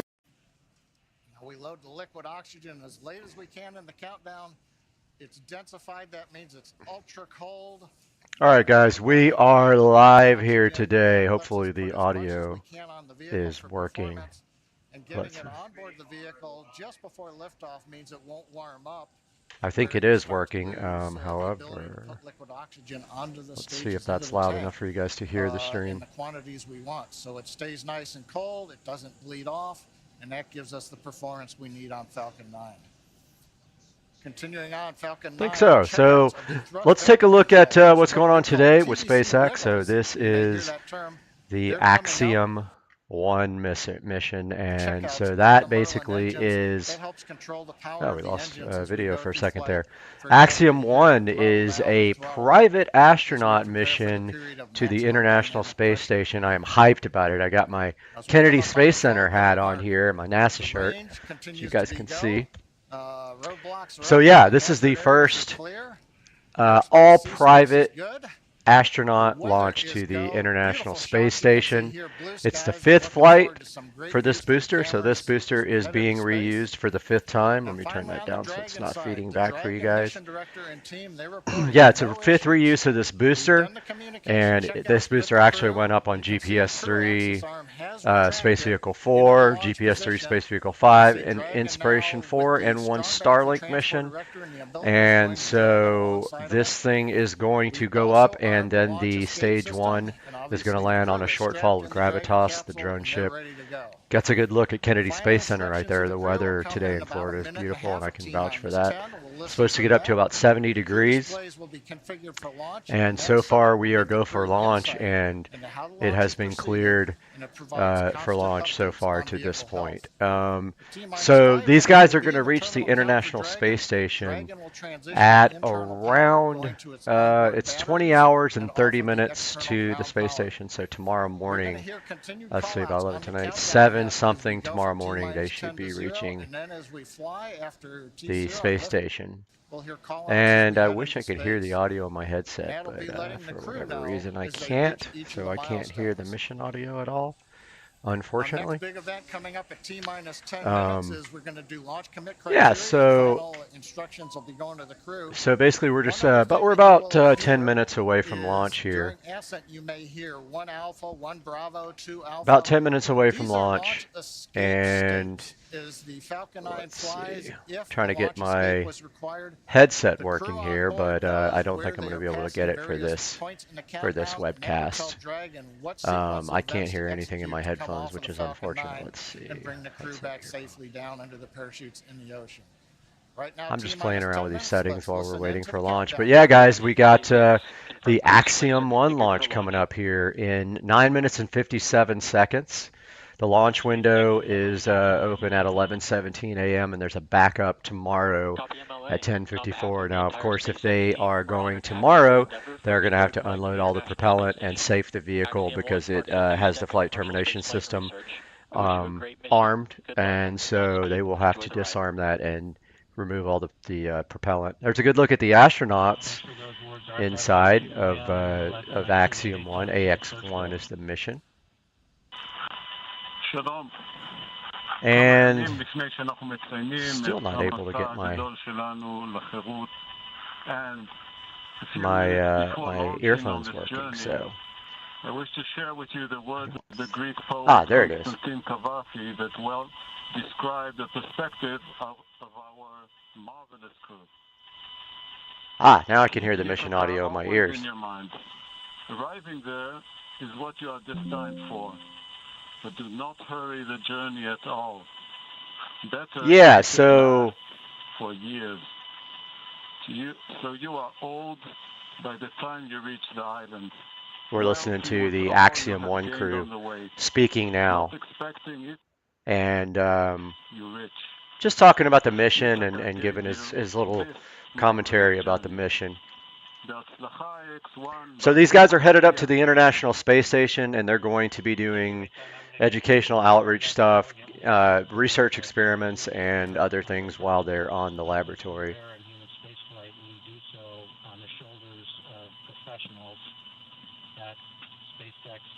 So still waiting for that to happen here, the launch in 8 minutes and 11 seconds, waiting for the final go from the flight director here.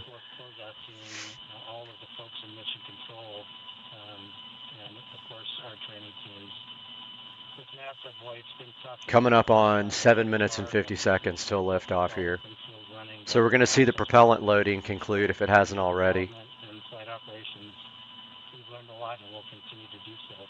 So we're waiting for updates here from Mission Control and SpaceX.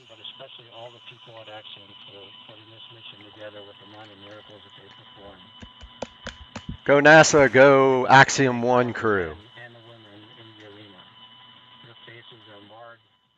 Yeah, so, all right, so Axiom 1, first private astronaut mission to the International Space Station. Guys, this is history today being made.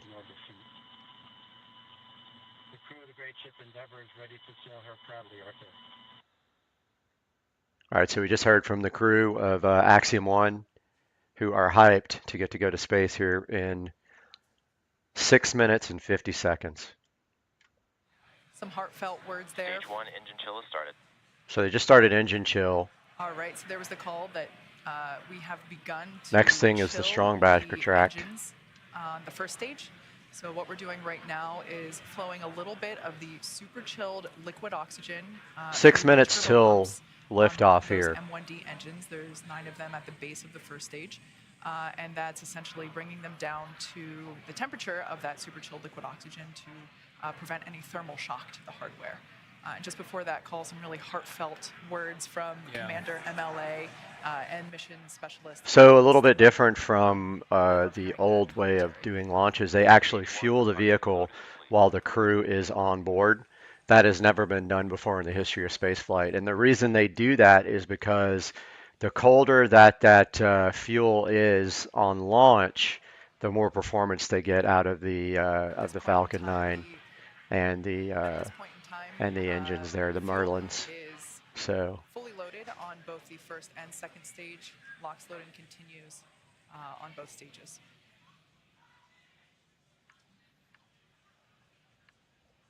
Coming up on 5.5 minutes. Kate's let us know that we've got the fuel load complete.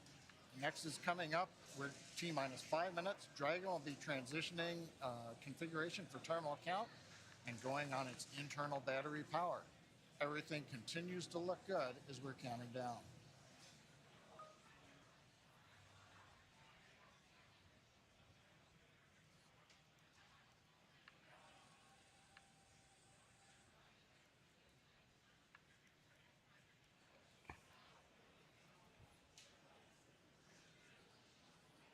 all right, guys, sorry, I had to answer an email. We got about 4 minutes left. Falcon 9 tanks are pressing for strong back retract.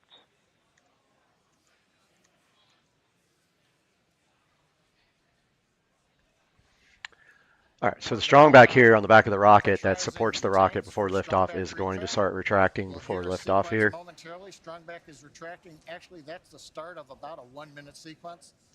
As you heard John Unsprecher say, it's about a 1 minute.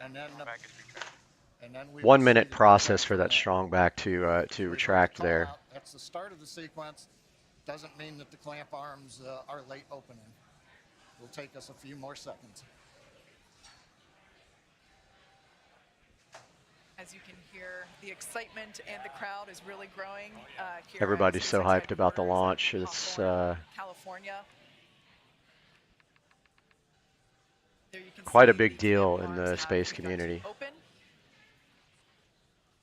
And next we should see the strong back. Sorry guys, I'm having to send work emails here.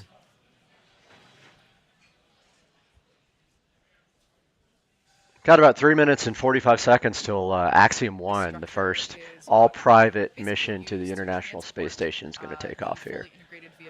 So just a reminder, they will attempt to land stage 1 after stage separation. There will be a boost back burn, an entry burn, and a landing burn in order to slow the vehicle down and attempt to make the landing on the shortfall of the Gravitas, the drone ship. RP1 fuel is about 3 minutes. On first and second stage. 3 minutes. Should be wrapping up LOX load on the first stage momentarily. So they're wrapping up the liquid oxygen loading. Fill on second stage. Stage 1 LOX load is complete. There we go. Stage 1 liquid oxygen is done loading.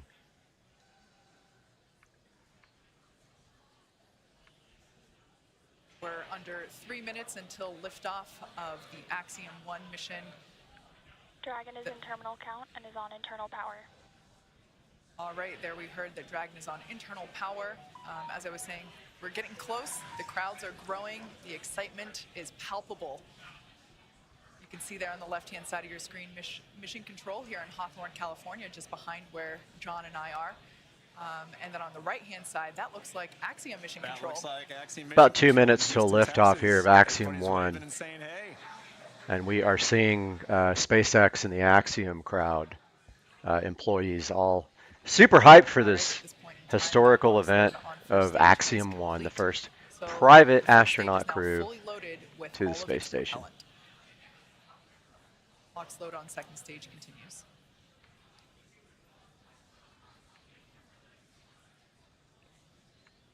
As we've mentioned before, Stage 2 LOX load is complete.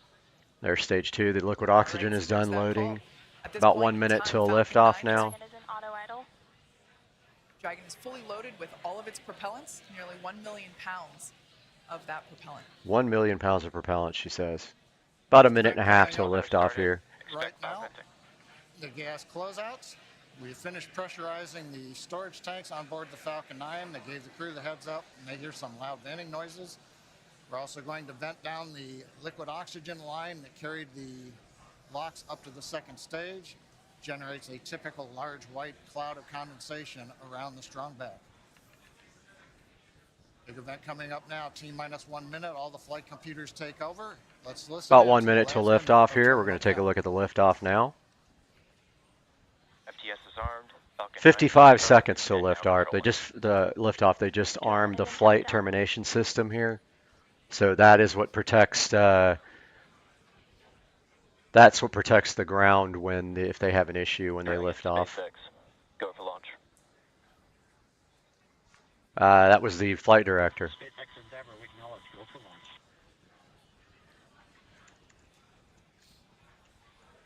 T-minus 30 seconds. 30 seconds till liftoff here.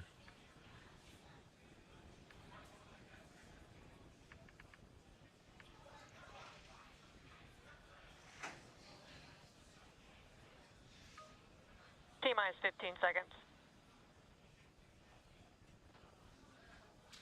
10, 9, 10 seconds till liftoff. 7, 6, 5, 4, 3, 2, 1, 0. Ignition. Stop. Go Falcon, go Dragon. Godspeed, Axiom 1. Here we go, liftoff. 15 seconds, already up to 190 kilometers per hour. So our first event here we're going to see is max Q. That's the maximum aerodynamic pressure on the vehicle.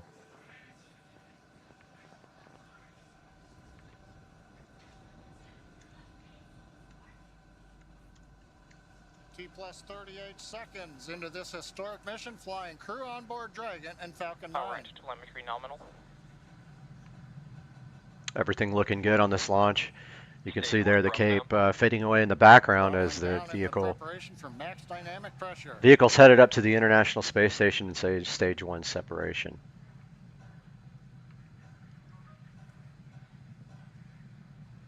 Falcon 9 is supersonic.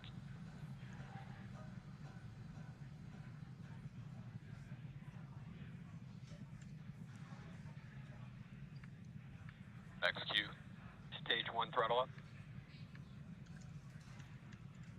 Merlin 1D engines coming back up to power. 1 Bravo. Copy, 1 Bravo. The crew calling out 1 Bravo should a escape situation arise. It tells the Dragon flight computer what profile to fly using the Super Draco engines. But everything is looking good on Falcon 9. We're getting nominal callouts from all the Everything looking good here. Next step here is going to be main engine cutoff. And they're chilling the stage 2 engines for that. Beginning to chill in the second stage turbo pump in preparation for its ignition coming up in just over half a minute from now. Coming up on about 3.5 G's acceleration for the crew. We'll begin throttling down the Merlin engines to hold that level of acceleration. Coming up on Miko here. Sorry, have some issues going on here I'm dealing with on the side. Next event coming up. We're going to get main engine cutoff of the 9 engines. Get stage separation and ignition of the second stage engine. You've heard the throttle down call out. We're holding 3.5 G's for the crew.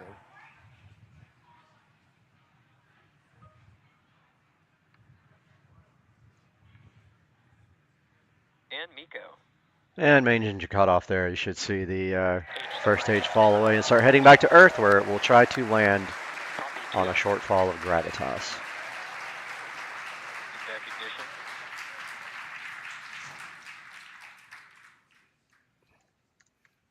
Successful stage separation ignition of the second stage engine. On the left, the titanium grid fins beginning to slowly deploy. Great views from the first stage camera. The first stage now begins a slow flip maneuver. You can see the white nitrogen gas plumes as we reorient for an entry back through the Earth. There's stage 1 heading back to Earth here. Second stage, we see the engine nozzle glowing red. Everything continuing to look good on the second stage.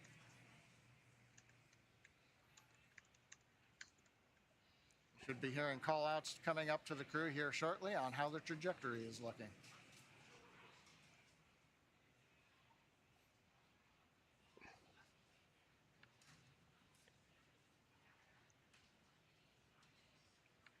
Dragon SpaceX, trajectory nominal. It's what we like to hear. Acquisition of signal, Bermuda. AOS Bermuda, acquisition of signal. The Bermuda tracking station now getting telemetry from the second stage of the Falcon 9 with the Dragon on top. T plus 4 minutes, 10 seconds. Everything continues to be Everything normal. looking good. First Sorry, stage guys. coasting to apogee, and then Here comes stage 1 back. landing on the drone ship. Second stage, partway through its lengthy burn. You can see it heading back down right there. You can see the ocean below it. 4.5 minutes in, everything continues to look good. What a absolutely picture perfect liftoff. We've got a live view of the crew inside Dragon Endeavour. Looks like everyone is still pretty comfy. As John had said earlier, we got Dragon SpaceX, trajectory nominal. Checking out the landing now of the first stage on a shortfall of gravitas. As John mentioned, we got to about 3.5 Gs there. Acquisition of signal, New Hampshire. On the left-hand side of your screen, we can see the first stage as it is making its way back down to Earth. It's targeting a landing on our drone ship, a shortfall of gravitas, which is parked a couple hundred miles off the coast of Florida out in the Atlantic Ocean. Second stage on the right-hand side, everything continues to be nominal there, as the MVAC engine is powering Second stage continuing to go 11,000 kilometers per hour at 197 altitude. First stage coming back home, ready to land.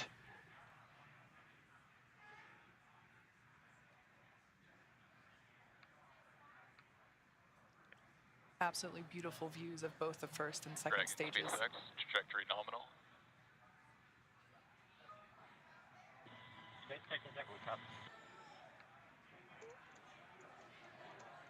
All right, so coming up in about a minute and a half, the first stage will execute the first of 2 burns. So here comes the burns for the first stage. At about T plus 7 minutes and 30 seconds, we'll see the entry burn begin. That's where the first stage will ignite the center engine first, and then a couple seconds later ignite 2 more engines, so a total of 3 engine burn, which will last about 29 seconds. We are about 6,000 kilometers in altitude here for stage 1. As it re-enters back into It's actually Earth's going up in atmosphere. speed and lower in altitude. The first stage sees high drag, which scrubs roughly 70% of that velocity by the time that the landing burn begins. Stunning view where you can see the curvature of the Earth there on the left-hand side. Dragon SpaceX, trajectory nominal.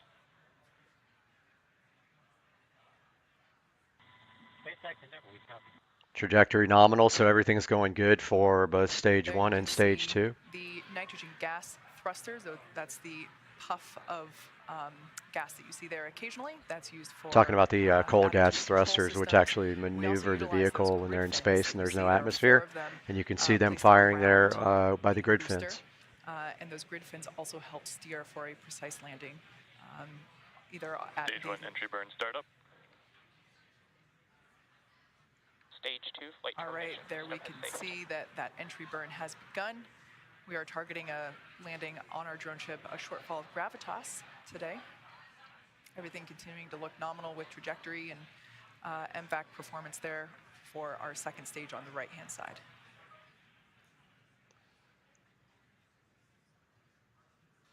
So we are conducting the entry burn. Previously, the booster was... Stage 1 entry burn shutdown. So there's the entry burn is done. We're about 34 kilometers in height now. Sorry, I'm answering messages over here at the same time. The dense part of the Earth's atmosphere.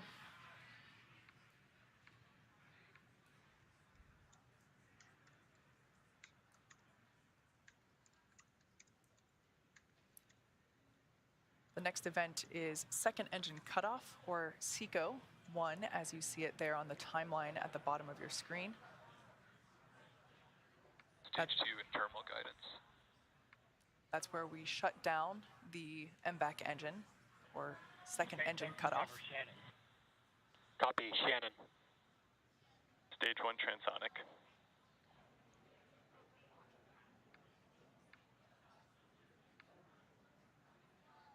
Note that our landing burn and second engine cutoff will occur about the same All right, time. about 3 miles from landing here on stage 1. You can see it coming through the clouds now. Dragon Endeavor there on the right-hand side of your screen. This will be its 6th landing. Landing burn has begun for the first stage. Nominal orbit insertion. All right, great news there.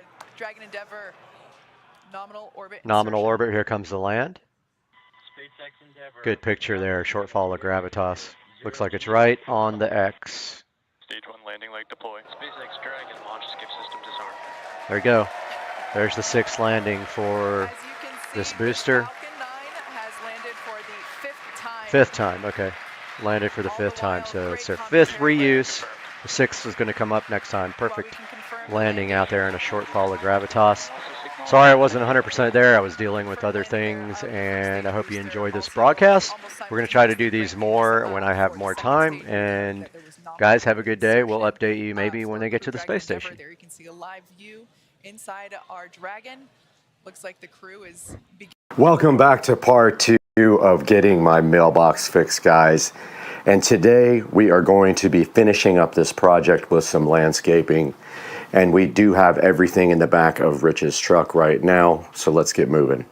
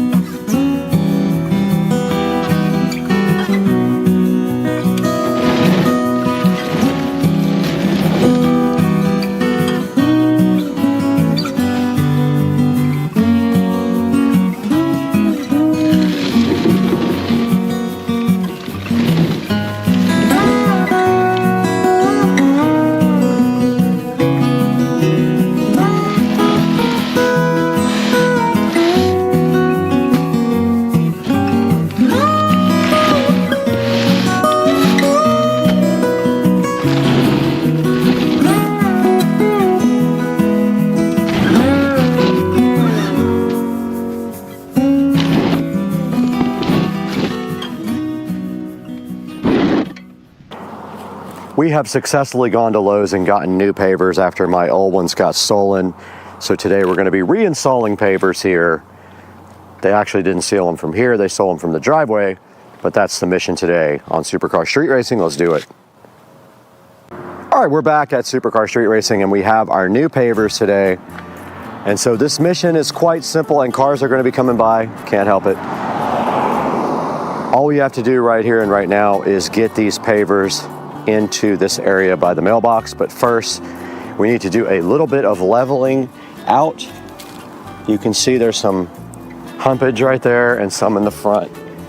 So I think that what we have to do is just dig a little bit of dirt out here and in the front, but I'm not sure because it looks bad over here, but not right there, if that makes sense. Maybe we should just fill in. No, because this over here is pretty high. All right, I see what I got to do, I think.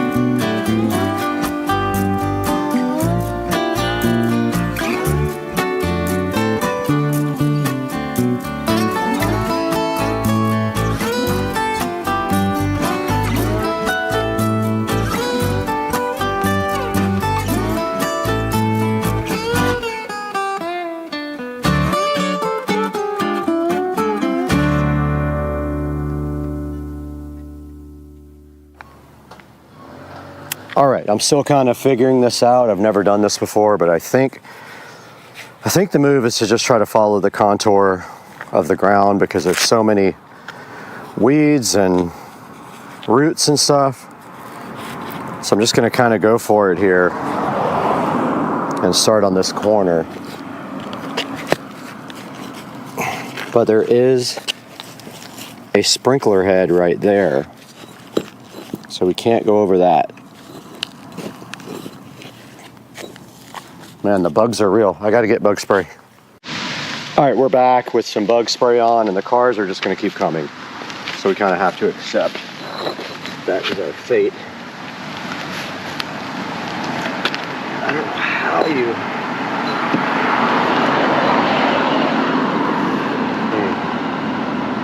Kind of just need to raise this side up. Just like that.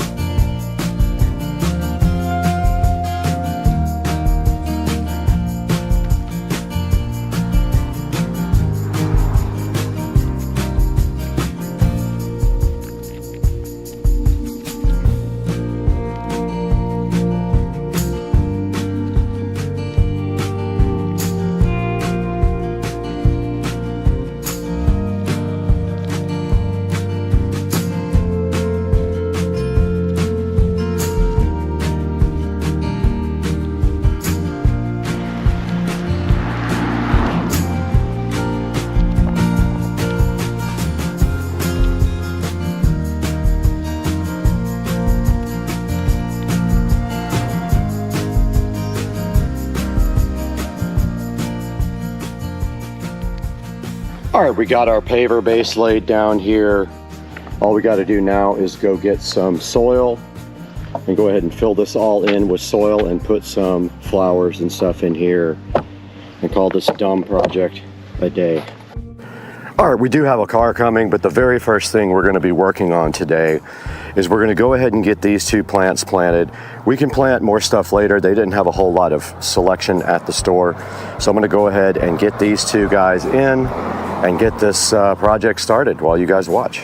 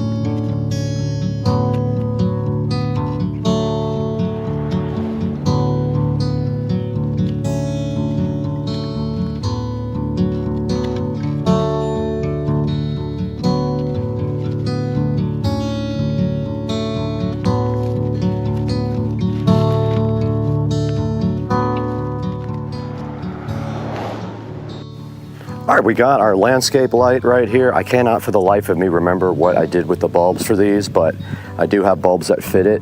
These should have all come with bulbs, but maybe I didn't even check and I used my own last time. But I have a few of these to put in. Now we just have to figure out the wiring situation and run it to the existing wiring. It looks like there's plenty of slack here. So I'm just gonna do that now. I'm just gonna plant this right between the two plants. Oh, it ain't gonna go there. Just like that. And then I already have connectors on here with enough space to put in way more lights. We could actually do more than one if we want to. I have space for 2 more lights on these connectors. And I am dumbfounded about where the bulbs are for these lights because I know I had them at one point, but such is life, I lost them.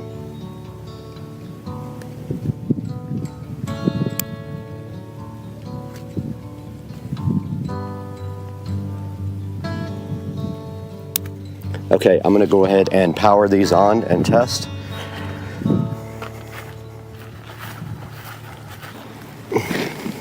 They are on. They are all on, guys. So these are gonna be for the mailbox to light up, and the other one will light up right in the center of the nice new plants. Now all we have to do is put some topsoil and then rocks in, and we will be good to go.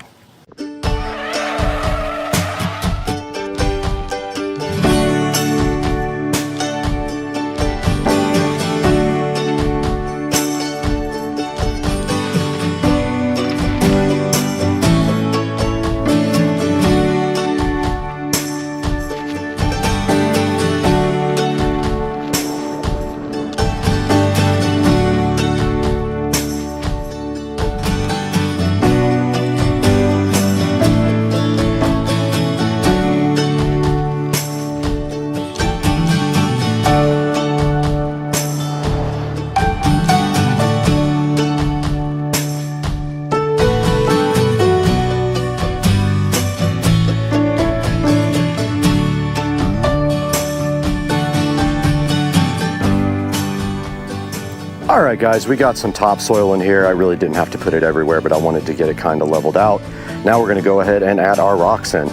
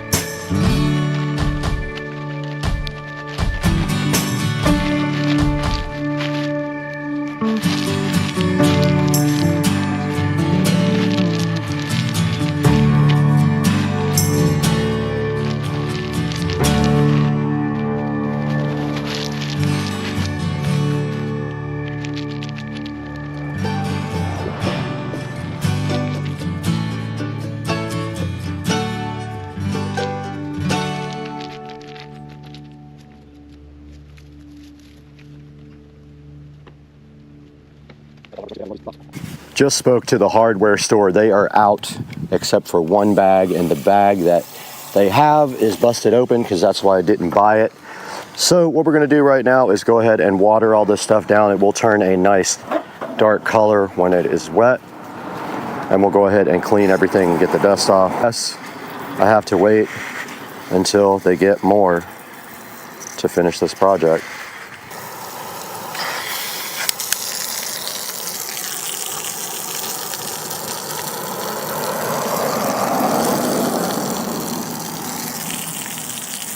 That is going to be that project. Guys, I hope you enjoyed this little journey of the drunk mailbox shenanigans.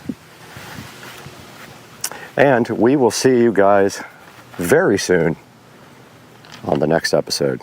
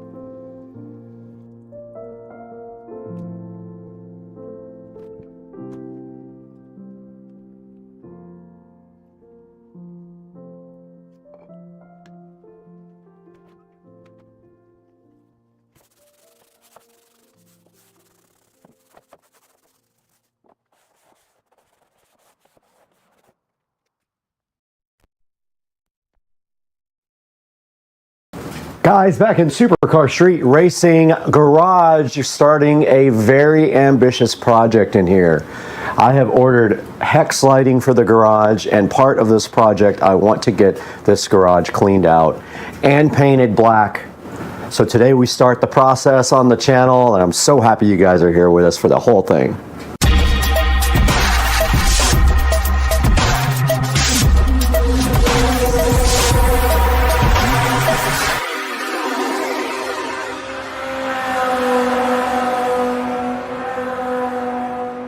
Back once again in the Supercar Street Racing awesome garage, which needs a makeover.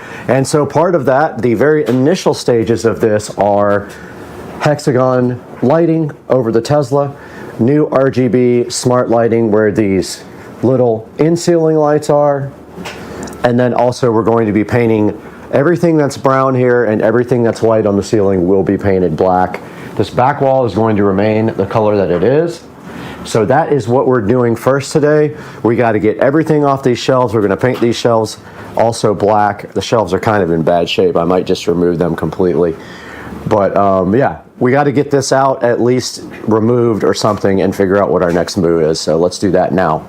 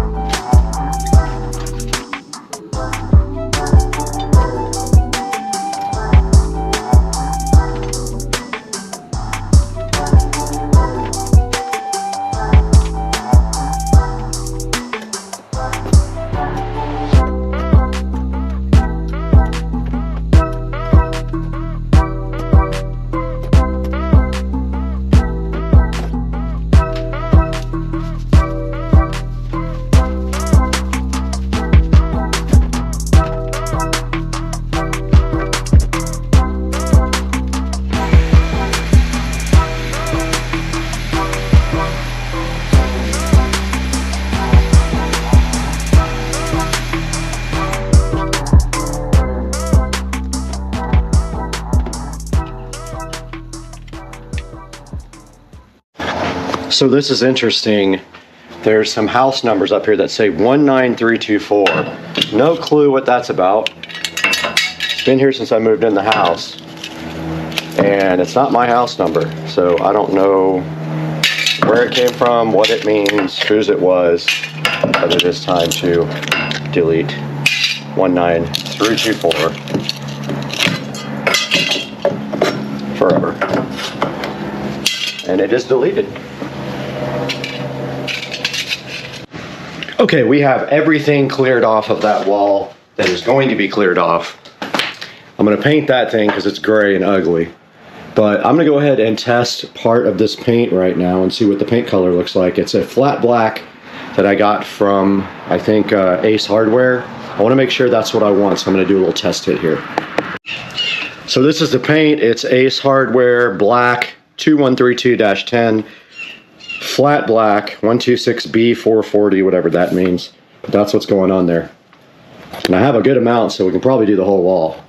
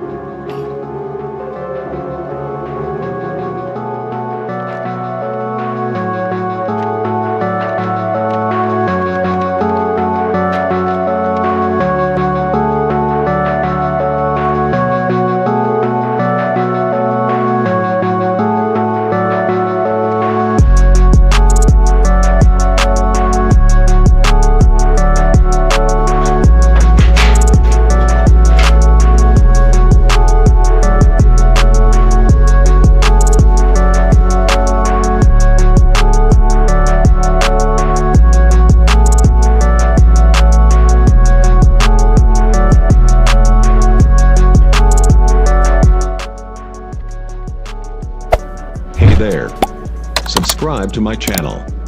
and also press this bell icon.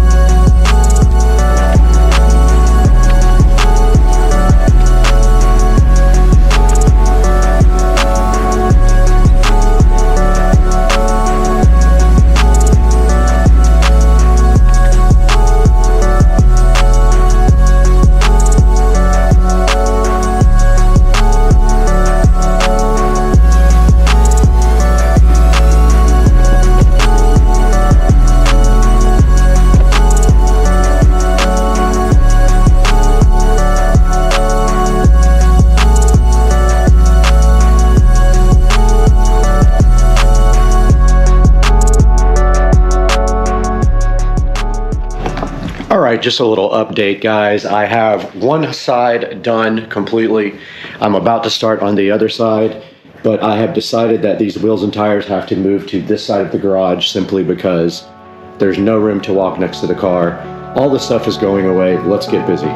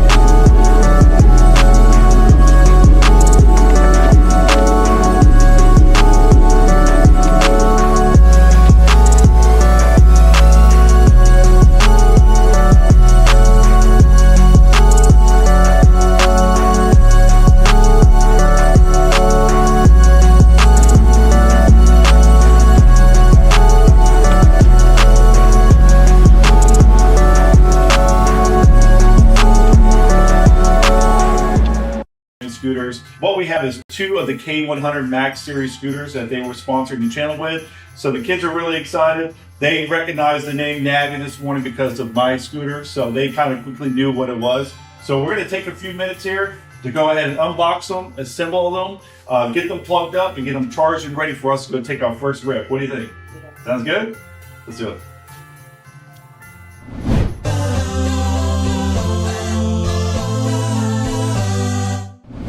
All right, let's get this going here.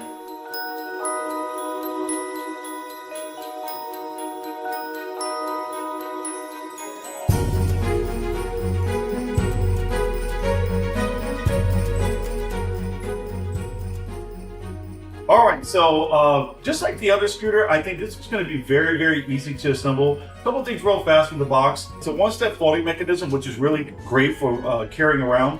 It's also got built-in Bluetooth, which is pretty awesome for the kids. We'll have to figure out how to get that to work, but that's awesome, so you guys can have music while you ride. And then there's also 7-inch tires on here, which these are air-free, which are great. And then as well, it has a smart app control, which I'll get set up on my phone as well. So we're gonna just take a few minutes. It should be pretty quick to get these assembled, and then we're gonna get them charged up. And then from there, we're gonna go find somewhere to rip, right? You guys excited about that? Let's do it.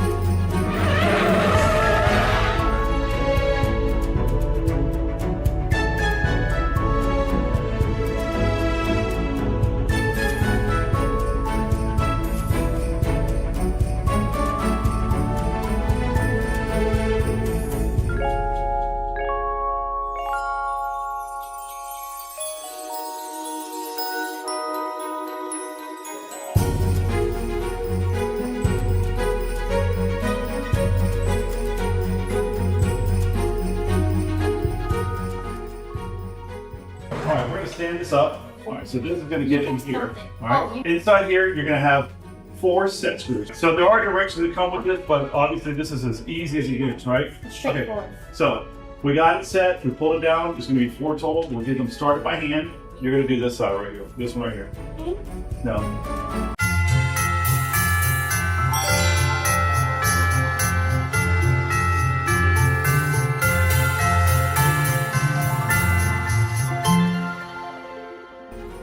All right, as you can see by the video, we were able to unbox the scooters, assemble them, and now we have them plugged up. As you can hear in the background, there is an audible noise that lets you know that they're charging. So both of them came in at about 70% charged. So we're gonna go ahead and get those charged up to 100% to make sure they're at max capacity before we go and take off. So the assembly was a lot of fun. Audrey, what was your favorite part? My favorite part was the stickers that you could put on, and then the grip tape, right? Tape. Yeah. All right, let's go.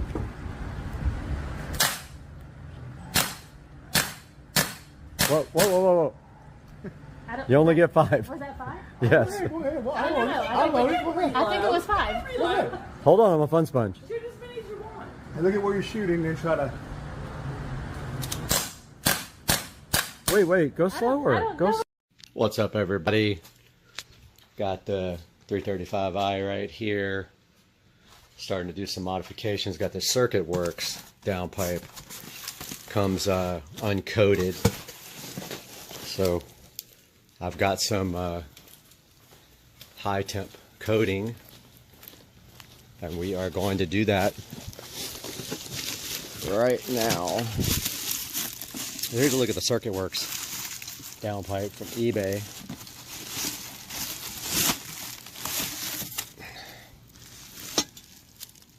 Gonna paint this right up. Pretty cheap. About $200 for the N55 version.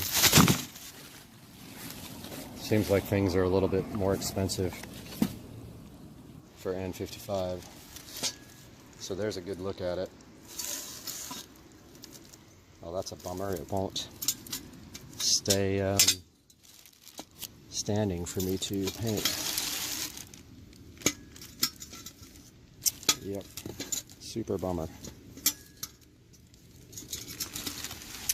So yeah, that's a look at the circuit works. $200 downpipe.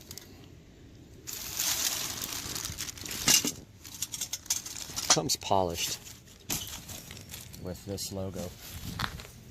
Oh, here comes the crew going for a walk.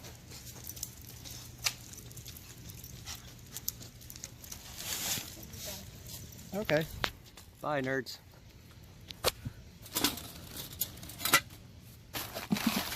Okay. So I'm going to paint this up like this.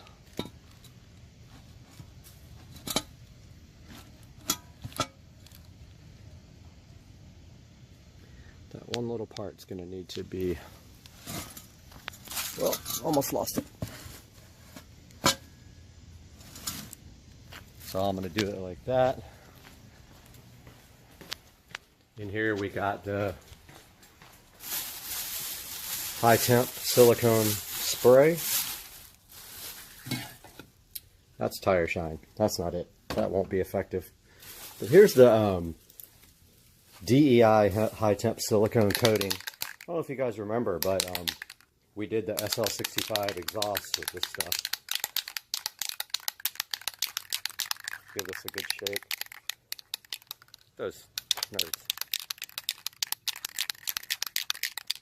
So I'm going to give this a good shot of DEI high temp silicone coating.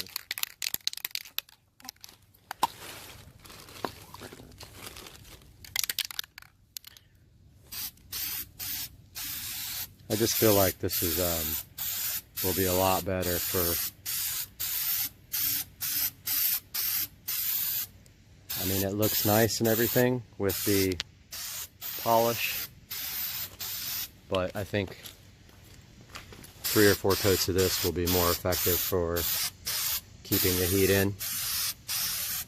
And I mean, you don't see this, so I don't know what the point is of having a nice badge on there.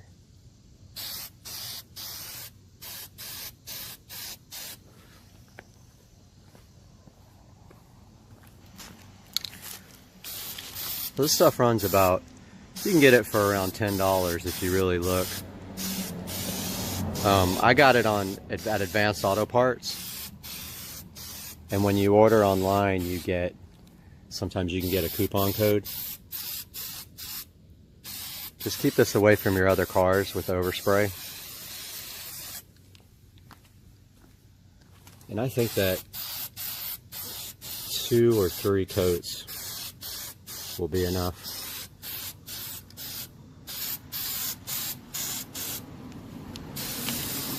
Just remember to get all the angles.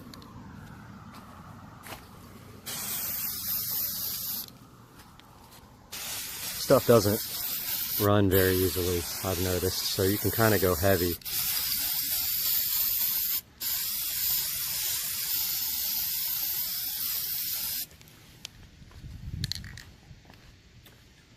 So there you have. This dude is just chilling on my deck wanting some food, and this is a blue heroin 3.0 coming to visit me on a cold winter day in Jacksonville, Florida. Let's go, blue heroin. You ready? 1, 2, 3.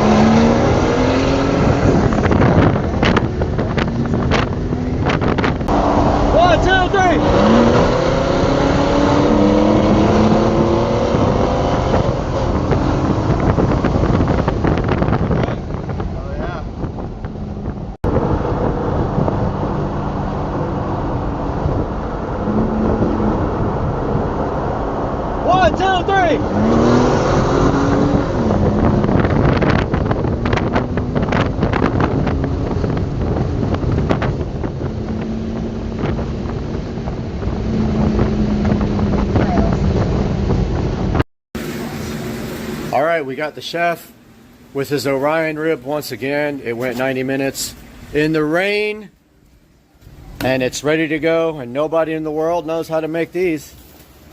Oh yeah.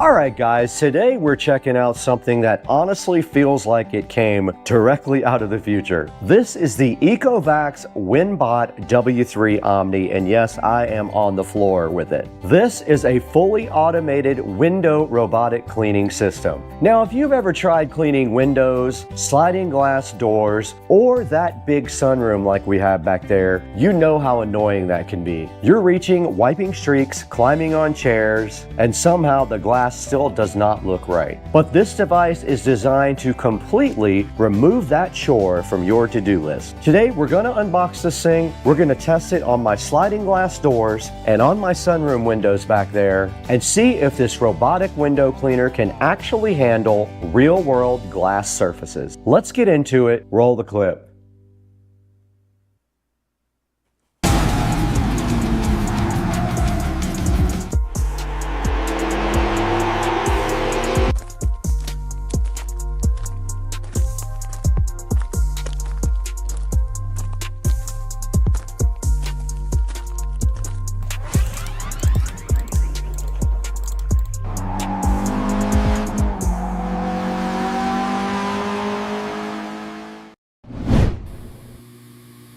My window robot works so well, the birds keep flying into the glass. Apparently it's too clean now.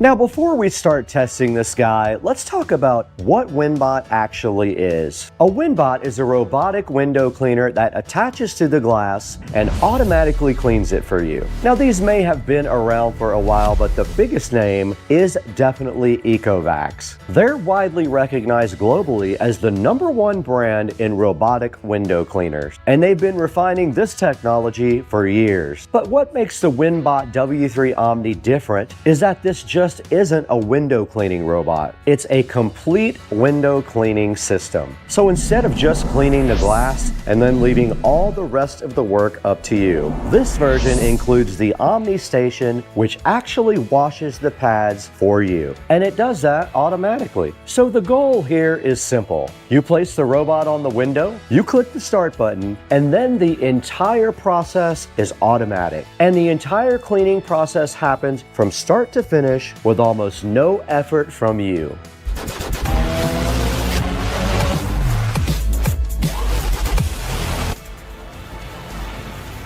Now let's open this up and see what comes in the box. Now first is the WinBot. This is the unit that actually attaches to the glass. Check out the handle right there. Here's some cleaning solution that was also in the styrofoam packaging. Now next up out of the box is the Omni Station, which is honestly the biggest upgrade in the system. This station handles automatic mop washing, so you're not constantly rinsing dirty pads in the sink. That's the Omni Station right there. Pretty light also to grab. And there is the actual window cleaning bot there. Now also inside of the box, we get cleaning pads, cleaning solution, a power cable, a safety tether, and all of the documentation here. Everything feels really well built, which is important considering that this robot is designed to operate on vertical glass. Let's go ahead and install the battery pack. Here's the battery pack here. It goes right into this plug that can only go one way, and then you just tighten up the cable here, and I think it just slides directly in like that. Now here's a look at the controls on the top of the unit. This is the open cleaning compartment button. Right here with this little real looking device thing is a retract cable button. This is the power on and off button right here, standard power button. This is the up and down button here, up, down, right there. This is the function switch button right here. This is the function switch. And this is the start, pause, and confirm button right here. Let's go ahead and power this guy on. Thanks for choosing the Ecovacs robot. Now you can see right here the handy screen that shows you information about what's going on the Ecovacs robot. Now the next thing you have to do here is add cleaning solution to the robot. Now the most you can put in here is 80 milliliters, and this will cover 55 square meters of windows. Now it says don't use any other cleaning solutions in here, but their Ecovacs cleaning solution, which is right here in my hand. Let's go ahead and add some. So to do that, we just simply remove the cap here, and we go ahead and add on our own. Okay, that is full. We are good on that. Now the very next step of this process is to add water to the clean water tank. This is this tank right here. You simply just pull it out. There it is. Let's take it over to the sink here. I'm watching the fill line right here, and that is it. It is full. And let's go ahead and place it back into the unit just like that. And that is ready to go. Okay, now the next section here says that we need to remove the wiping pad from the WinBot. You have to firmly pinch the clips on both sides. It has directions here for you if you don't know. Right there, right there, right there, right there.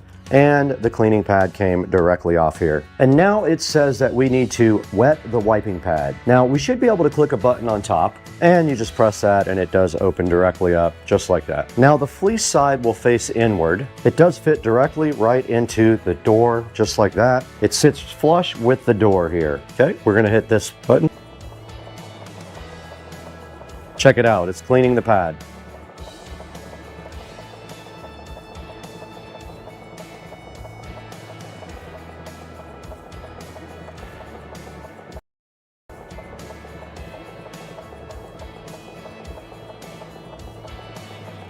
Eight seconds left.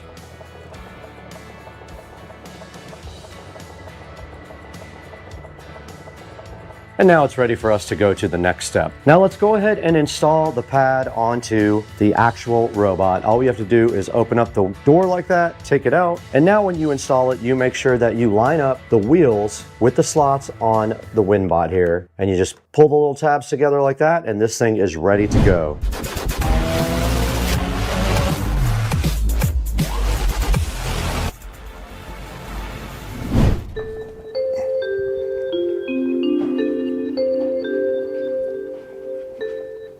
And I'm going to put it on fast clean. Now it says to hold down the power button for 2 seconds here to start the fan.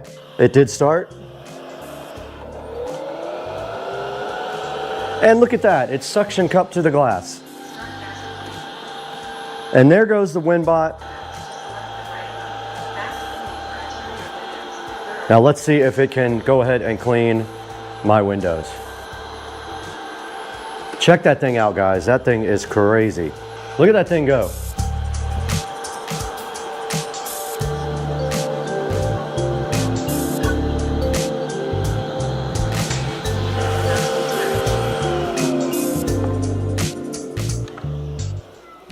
And it cleaned my entire window just like that, guys. Amazing.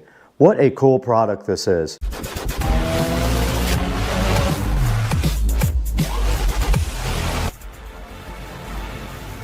Now, one thing people always ask with robotic window cleaners is the obvious question, what stops it from falling?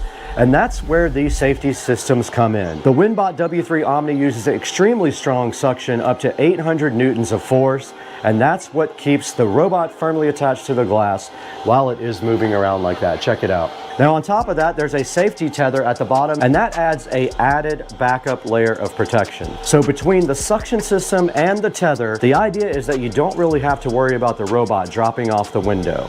You can see how firmly it's attached here. I'm gently trying to pull it off the window. It's not going anywhere. It's really locked in place. Now, from a safety standpoint, it feels very secure, even on large windows like these in the sunroom. Now, we already did our cleaning cycle on the sliding glass door right here. Now, you can see before we started, this guy had smudges, fingerprints, dirt, everything from the outside world was on it. So we cleaned that with the robot, and look at it now. It is completely sparkly, spotless glass. You saw the robot spray the triangular cleaning solution directly on the glass, and that spray helps distribute the cleaning solution evenly across the glass before the pads wipe it away. And as the robot moves, it follows a structured path to make sure the entire surface gets cleaned. Now I've got this guy on heavy duty wash now. Now all we do is hold down the power button on the device here, on the actual bot itself. You'll hear the fans come on, they are on, and then all you have to do is attach it to the glass like this. And it does suction to the glass, you can see it going. There it goes. Now watch, there are spots all over this window. Check it out, guys. Now it is on thorough cleaning for exterior windows, heavy duty wash. And there it goes. You can already see it removing all of the water spots here.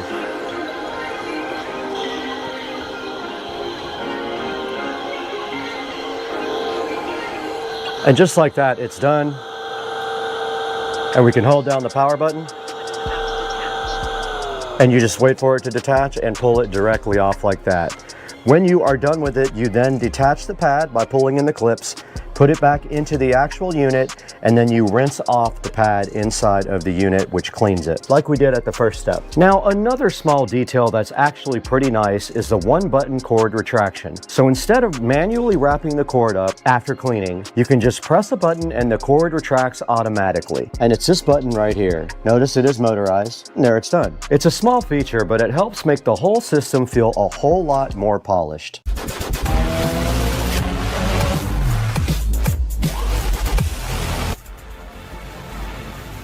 Now, some people might wonder why someone would want to buy a robotic window cleaner in the first place. But if you've ever hired a professional window cleaning service, you know it's not cheap, especially if you have a lot of glass. In many cases, just one professional cleaning visit can cost close to what a WinBot costs. So instead of scheduling appointments and waiting for someone to come out, you basically have your own window cleaning system. You can use it whenever you want to. And that convenience is really the big appeal on the WinBot. Okay, we are on the phone now and we are looking at the Ecovacs Home app. If you don't know where to find that, you can scan the QR code at the bottom of the main unit and now we can click install. Go ahead and open the app now. I'm gonna go ahead and register Supercar Street Racing. All right, it wants us to get started with our WinBot. Let's go ahead and put SCSR compound. If we scan that one. Okay, it wants me to power on. It is powered on. Allow Ecovacs to nearby devices. Allow. Let's see if it found it. It found it. It is pairing. Awesome. And now let's go ahead and get it connected up to Wi-Fi. So I got to hold this for 3 seconds. It is done. And here it goes, connecting to Wi-Fi. We saw a little Wi-Fi symbol on the front. Let's call it the SCSR window bot. We're going to do English, and it gave us some window cleaning tips here. And we can go ahead and update. We're going to go ahead and update the WinBot to a new version. There we go. It's upgrading. It is downloading firmware. Let's let it get that done. But right here, you've got your tabs here for the WinBot or the station. So here's where you can wash your pad. If you go back to WinBot, though, you have fast clean, thorough clean, edge clean, deep clean, zone clean, and spot clean. And you can see the differences here. It shows you what each one does on the app. So after testing the WinBot W3 Omni on those sliding glass doors and sunroom windows, the biggest takeaway is just how hands-off the whole process was. You basically put the robot on the glass, you press start, and it cleans the windows automatically for you. Then the Omni station cleans the wash pads for you. It washes them inside the actual system. Now that's what makes the WinBot feel like more than just another gadget. It's a complete automated window cleaning system. And if you already like the idea of window cleaning robots, this feels like a version that finally removes the last remaining chores from the process. Now, if you want to check out the WinBot W3 Omni, I'm going to put the product link down in the description below. Okay, we have this very, very clearly dirty window here. There's dirt, fingerprints, who knows what else. It is extremely dirty. Notice when I hold this black shirt up against the background here, all the dirt on this window. It is incredibly dirty. But I want you guys to get a good idea of watching this machine clean in real time.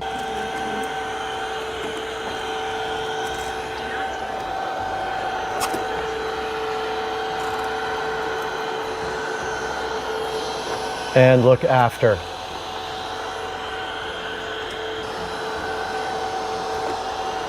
And a good look at when it's done. All the dirt's gone.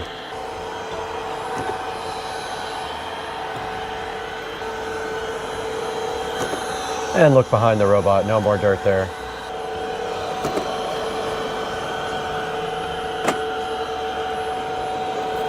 And check it out.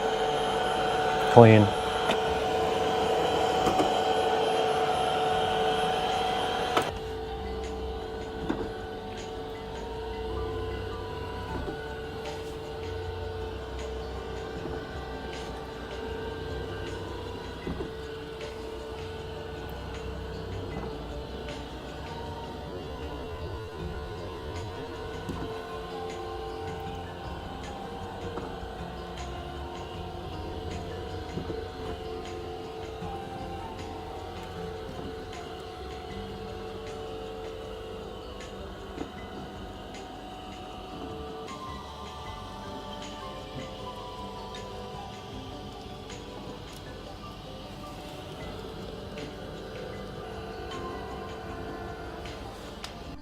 We are all done with this window cleaning with the WinBot. I did this edge by hand, of course, because the robot could not get there. But look how good that looks compared to when it started. Very awesome job, WinBot. Thanks for helping me out. And if you enjoyed this video, make sure you like, subscribe, and hit that notification bell. And as always, thanks for watching Supercar Street Racing. We have 265,000 subscribers. Thanks to people like you, and we want to get more. So keep on watching, keep supporting us, buy from our vendors, and support the channel. And we'll see you in the next one.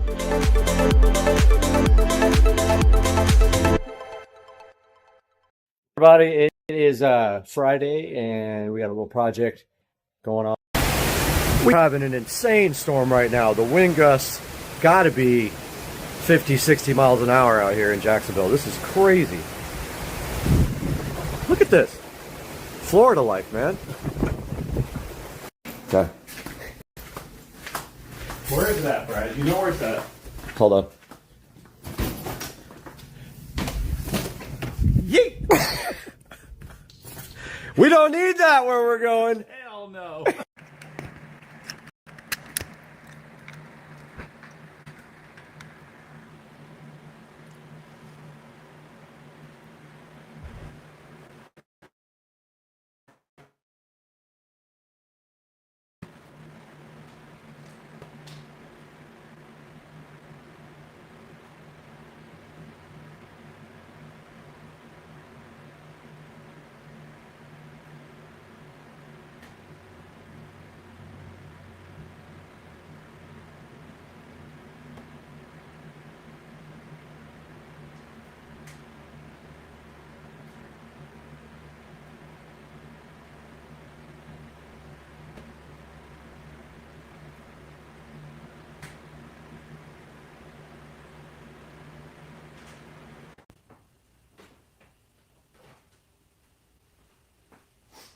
Okay. Check 1, 2, 3, 4. Mic's hot.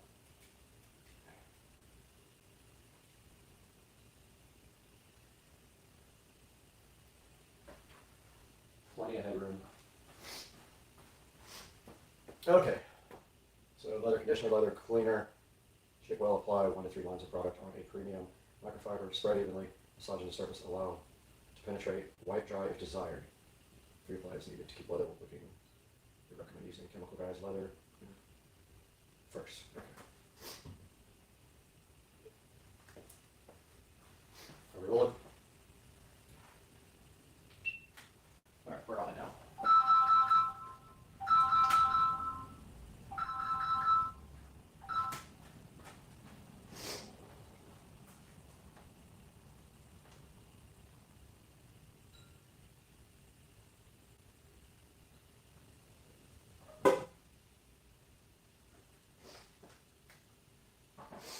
All right, phone ring. All right, we're back. This thing can see a lot. Don't need to see the washer machine and dryer.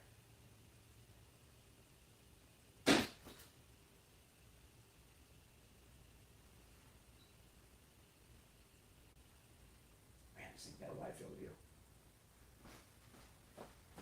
Doesn't even look like it's on me. Oh yeah, it's way on me.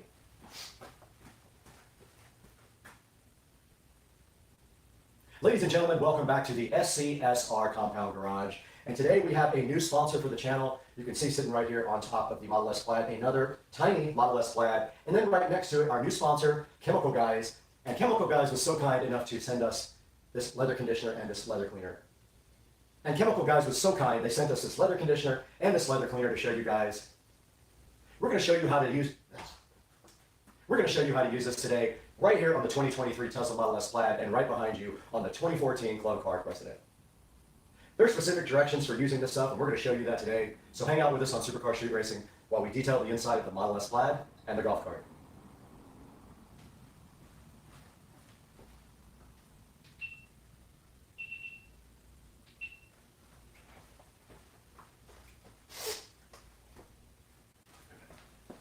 Need a preview so bad. Welcome back to Supercar Street Racing, guys. You can see we're out here in the garage with our Chemical Guys leather conditioner and leather cleaner. They were super nice, and they sent us this to show you guys. They're trying to get the word out about their great products. So today we're going to give you guys a look at these two products right here in the SCSR garage. Now, there's a certain way you need to apply these. There's a certain order and a certain way you have to do it. So we're going to show you today the correct way to do it, because we're actually going to detail the inside of the Model S Plaid. Now, we try to keep this car pretty clean. We barely... What? Deal with that. Just stops all this up. Stupid thing. Great. Wonderful.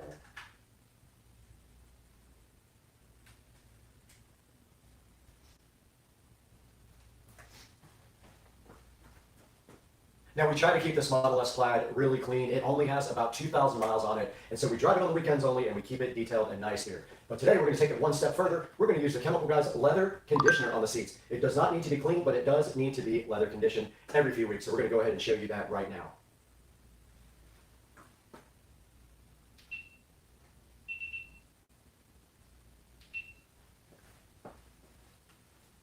Now, you guys just saw me clean the whole inside of this Tesla Model S Plaid with the Chemical Guys leather conditioner, but we got to take this one step further because we need to show you guys how to use the leather cleaner. So what we're going to do with the leather cleaner today is we're going to turn our attention to our Club Car President over here. We're going to clean all the seats and then condition them with the leather conditioner. So one step at a time, let's get busy now with the leather cleaner on the Club Car President.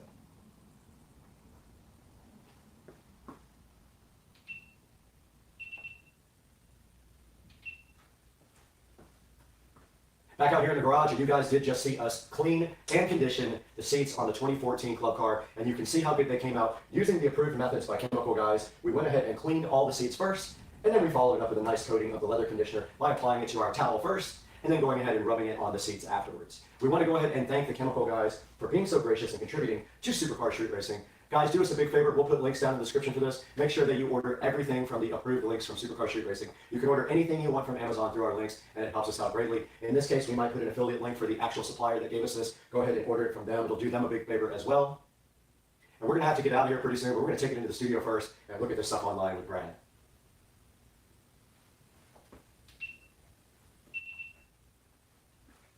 Cool time here.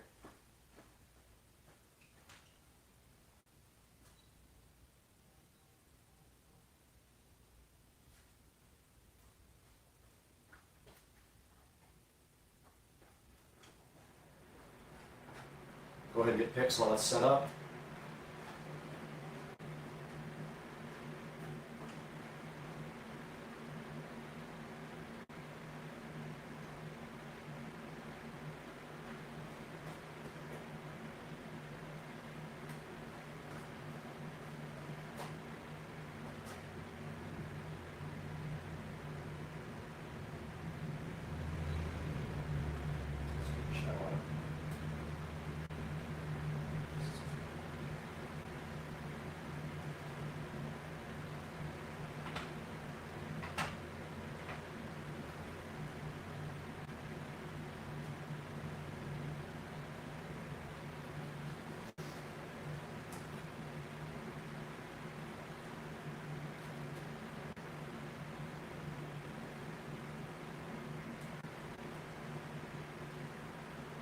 Signature.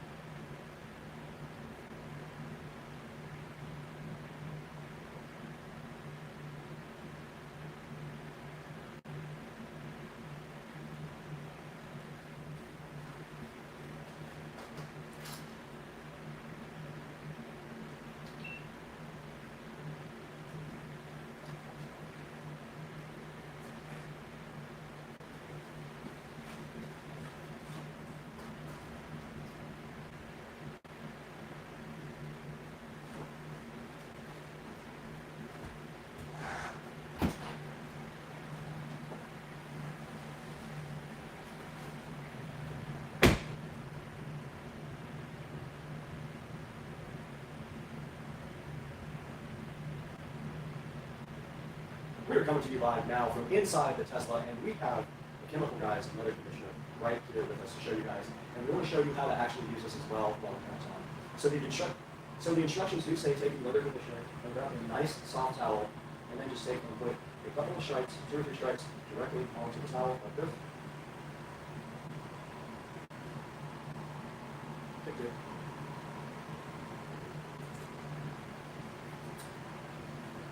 There, 2.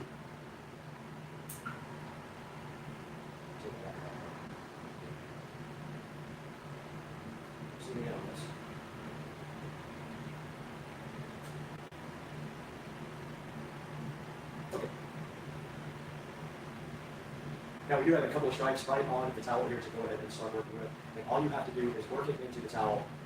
And all you have to do is work it into the seats. And then when you're done, if you'd like to, you can actually buff it off and dry it.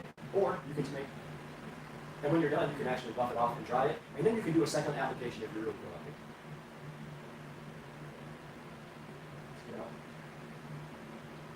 it. How?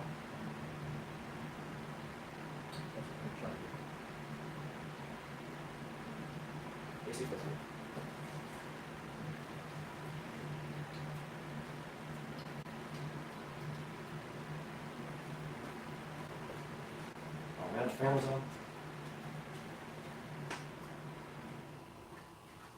That sucks. Hopefully it didn't pick up all the fan noise.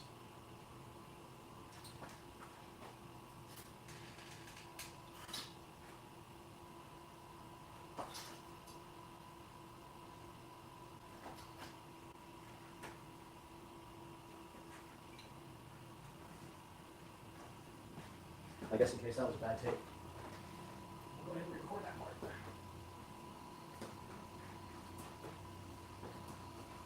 All right, we're going to record that part again, just an overview of how you put it on the towel. So yeah, you just take your towel and you put about 2 or 3 stripes of the stuff right on the towel, and then you work it into the surface. We're going to go ahead and start with this Model S door panel right here. It's a lot. There's a lot on this.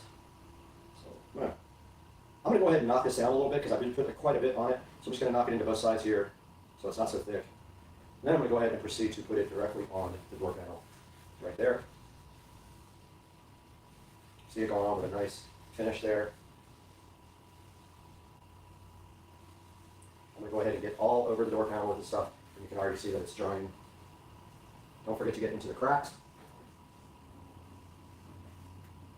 Everywhere that you would normally touch to keep it clean. And the sides too.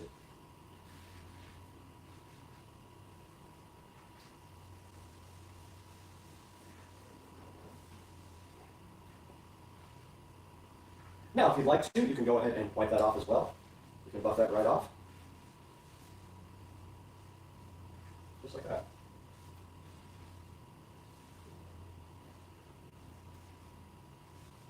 And that door panel is completely done. All right, we need to reset somehow for the seats. I don't know how we're going to get the shot. This one right here.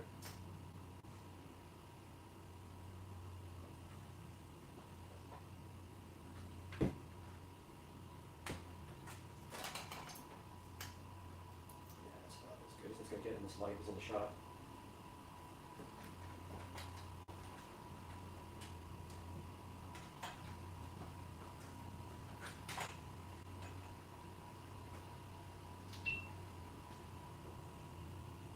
Check 1, 2, 3, 4, 5.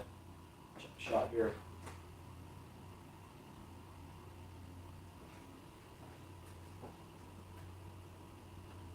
All right, guys, here is the front of the Model S, and we're going to go ahead and put a little bit more of the Chemical Guys leather conditioner on my rag here. I'm going to turn it over first. And this time I'm not going to put quite as much on it. I'm just going to put a couple little stripes here. It comes out pretty thick, so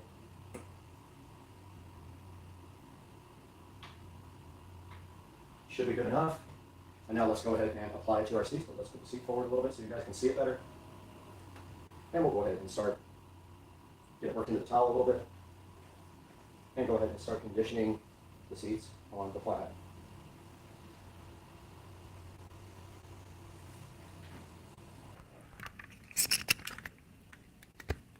Overheated. You guys overheated.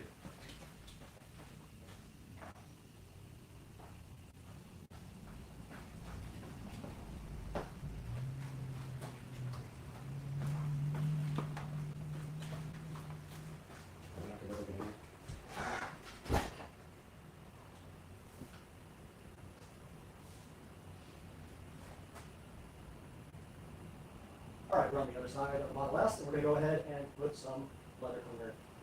Alright, we're on the other side of the Model S, we're going to go ahead and put some leather conditioner on our rag and do this overseas with you guys. We're going to go ahead and wipe it into the rag so it doesn't splotch a lot. Move the seat forward a little bit so we can get to it.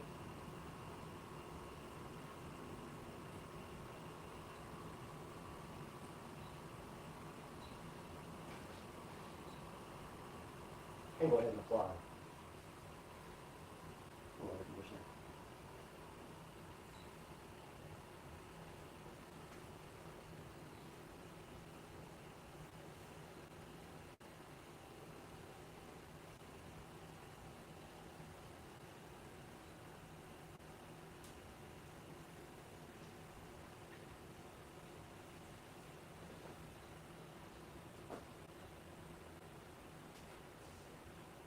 Out now.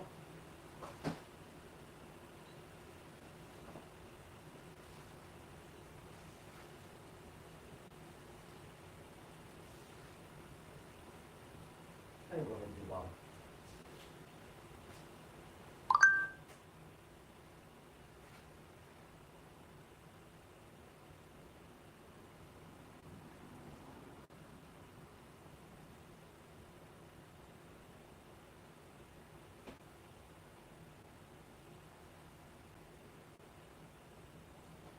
You gotta work in getting these seats with ventilation holes or a little splotchy.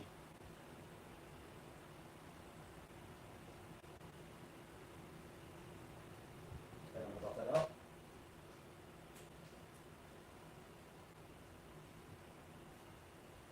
And that seat is done. I'm gonna get in so I can do the door panel because there's no room up here. And I'm gonna do the dash. And I'm gonna do the dash and the center console here. Run my towel over. This time I'm going to try to do some stripes.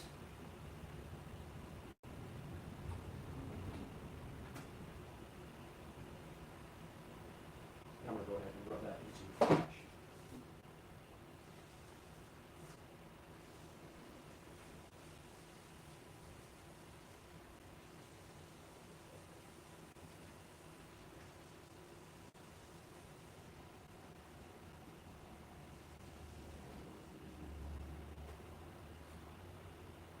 Wipe it off after.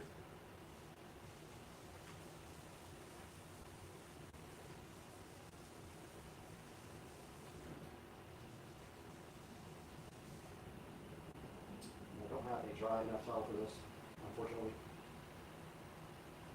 Moving on to the center console.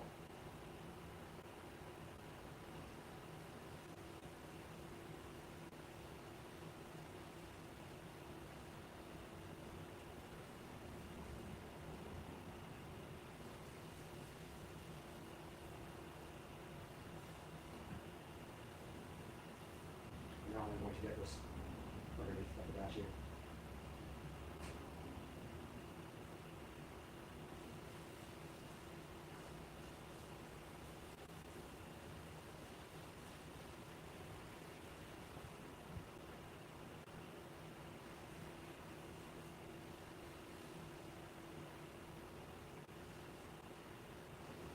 Now the door panel.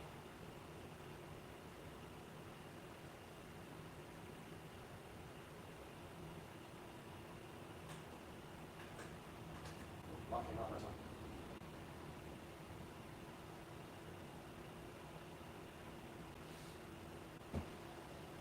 You roll the window down, it'll keep you from getting it all over the window.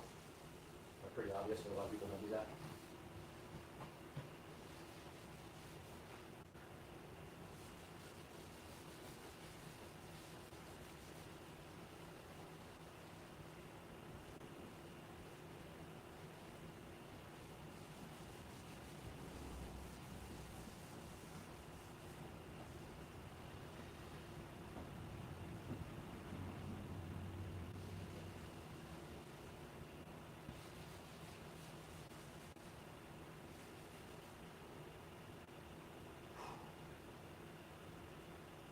All right. The front is done.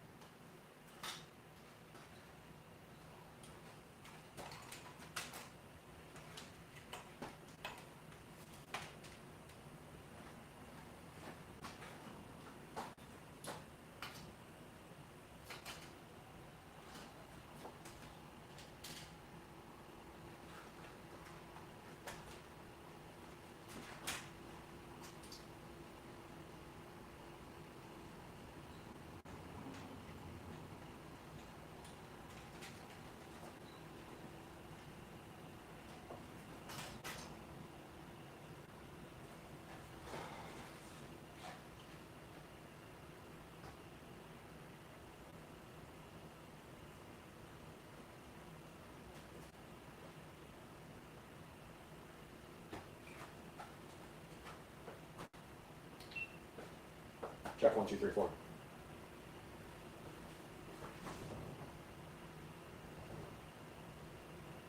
Moving on to the back with the Chemical Guys leather conditioner. We're going to go ahead and do the back doors.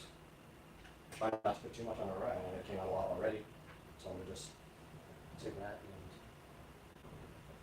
kind of buff it into the rag a little bit so it's not so thick. It came out a lot that time. Like a whole lot. And this window won't roll down any more than that, so otherwise I would.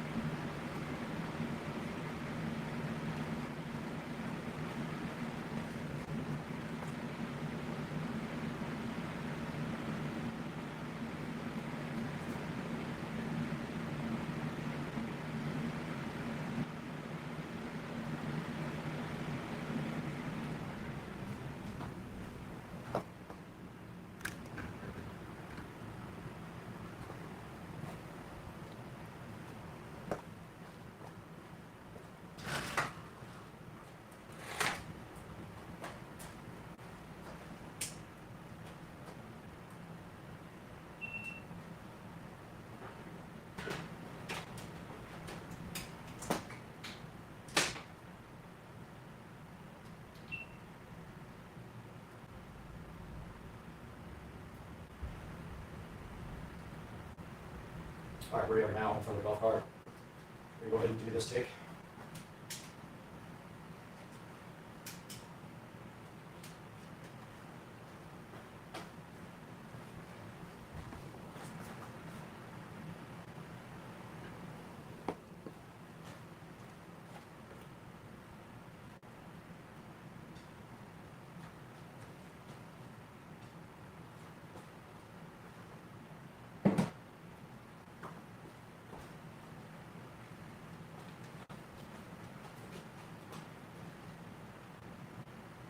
All right, we're back in front of the golf cart right now, and you guys can see we have the Chemical Brothers.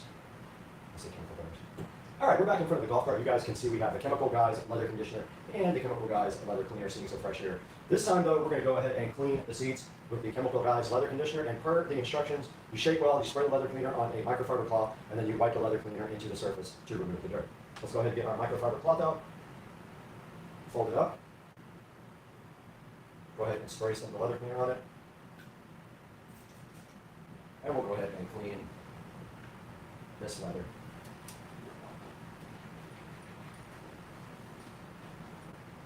Does have a little dirt coming off of it.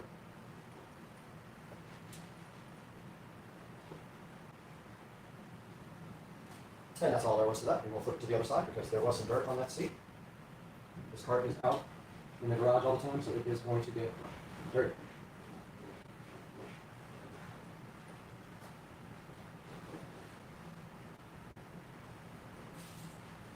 All right. That is the leather cleaner for the front. Now let's go ahead and get a clean cloth. That is dirty. We'll put a few stripes of leather cleaner on it, or we'll put a few stripes of leather conditioner on the cloth.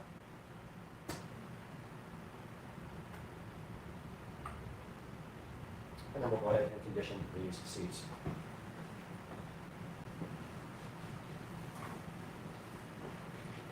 And you can see it's soaking into the leather already. Flip the towel over. Put a few more in it. And the top seat is done. Let's move down to the bottom seat. Flip the towel over again. Not put way too much on that. That would be enough for the front and the back. Put some of this on this other towel for the back. Let's go ahead and do the bottom seat.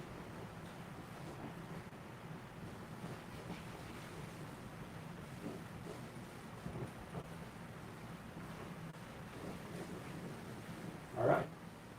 The front of the golf cart is finished. Let's do the back now.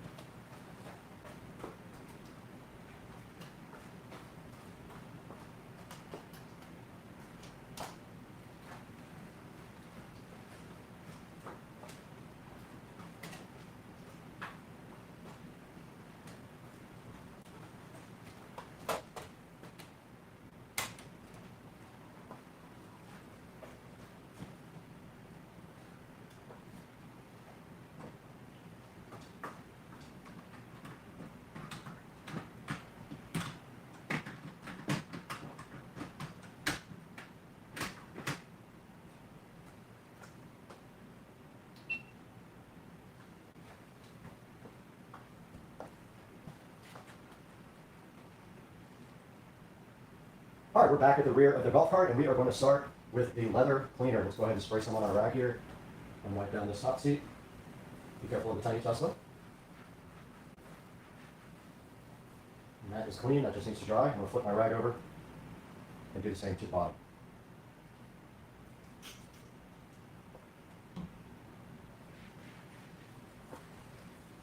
That will get all the grease and contaminant off the seat and clean it and get it ready to be conditioned.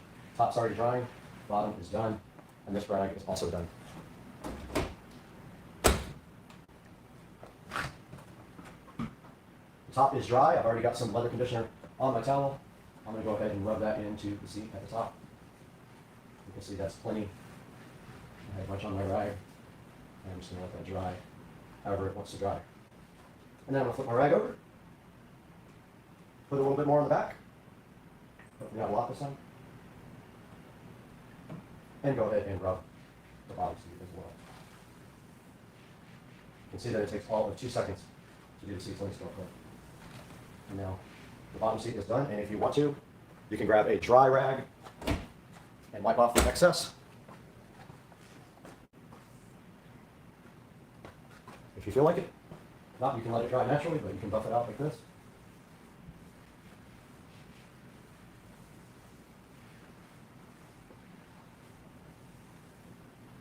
And that is that. I'll do another out.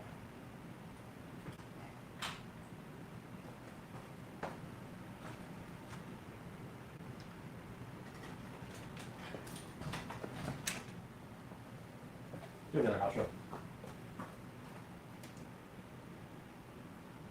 Above the chemical gas cleaner.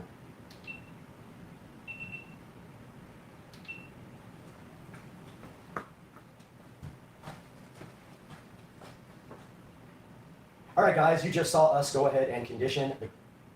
Take two. All right, guys, you just saw us go ahead and condition the seats on the Model S Plaid, and then we came over to the 2014 Club Car Precedent. We cleaned the seats with the Chemical Brothers. I want to say Chemical Brothers all the time.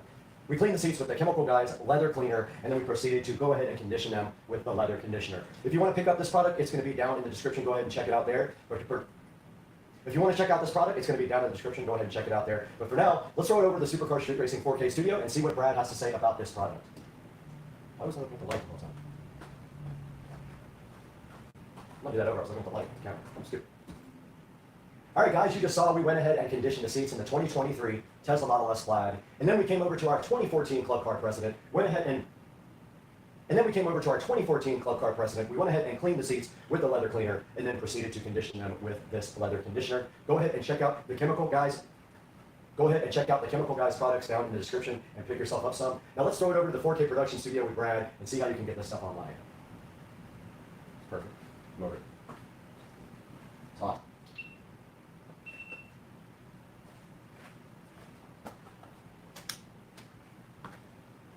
It's hot. And everything keeps overheating.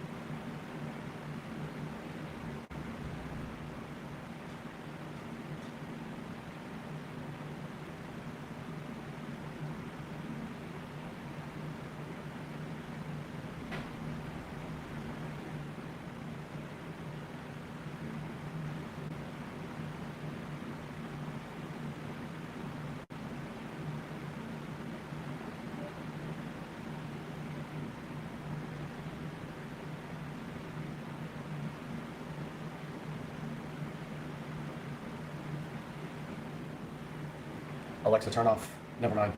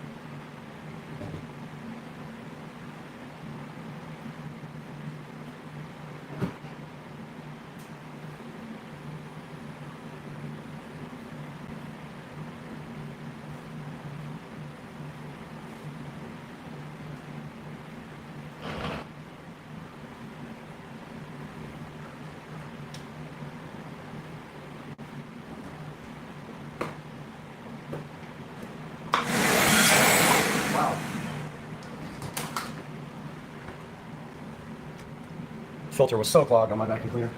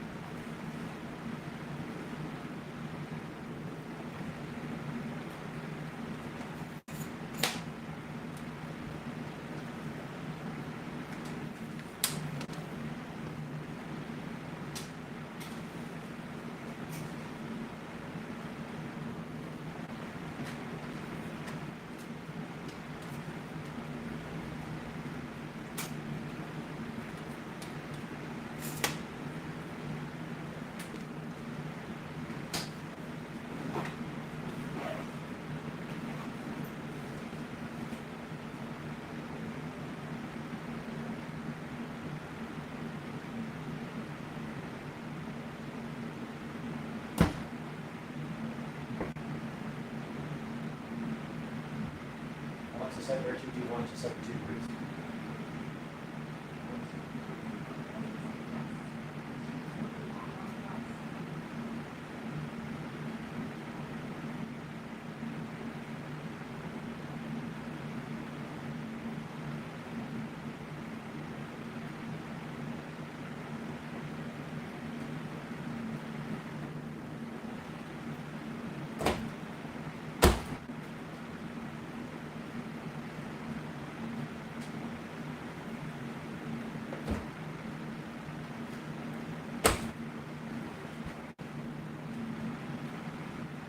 Let's fire up the studio.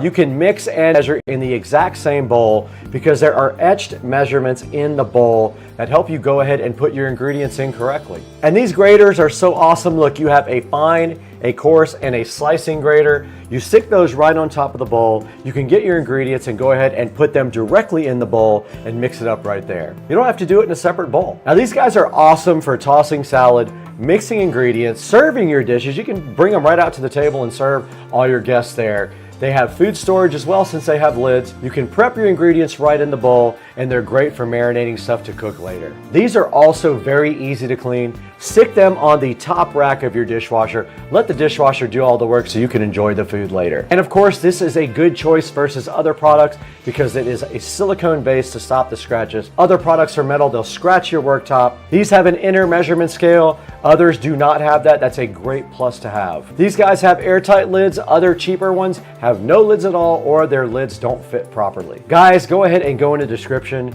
Check out the official link from Priority Chef. It will be a Levanta link. If you click that, it will take you to Amazon. We'll get a few dollars from this. It'll help us out. It'll help them out as well. And thank you for supporting the channel. Now let's get back to the video.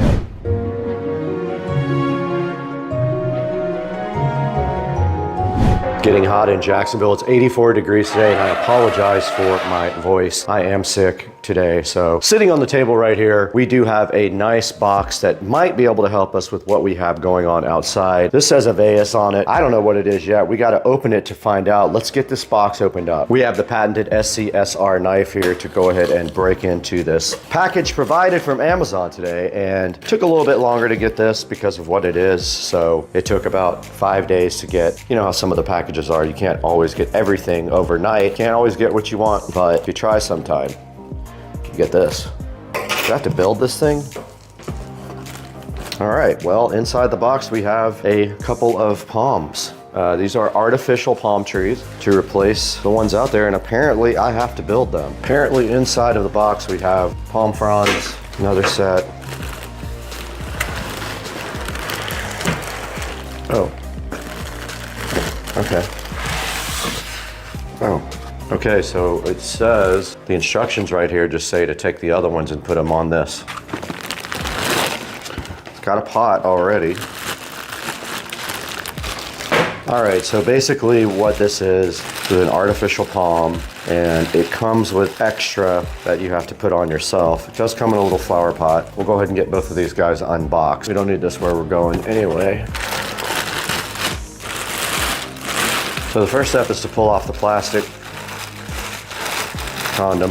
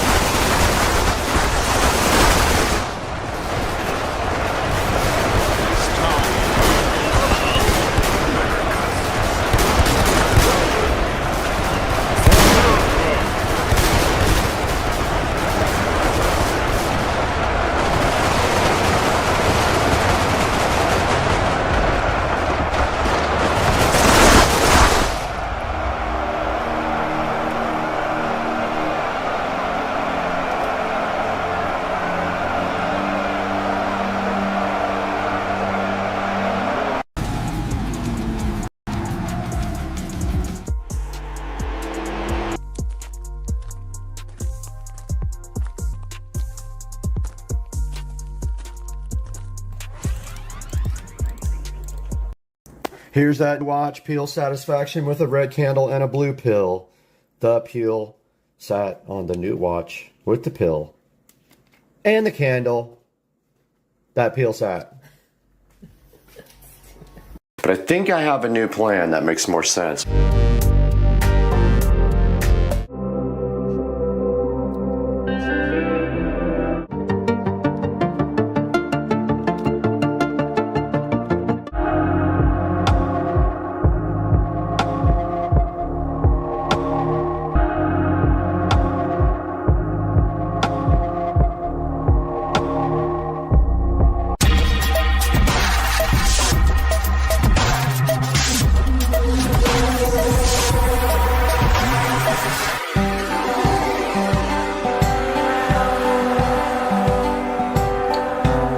Alright guys, we are here in the bedroom with the brand new Bi-Cold smart mirror that we are about to unbox.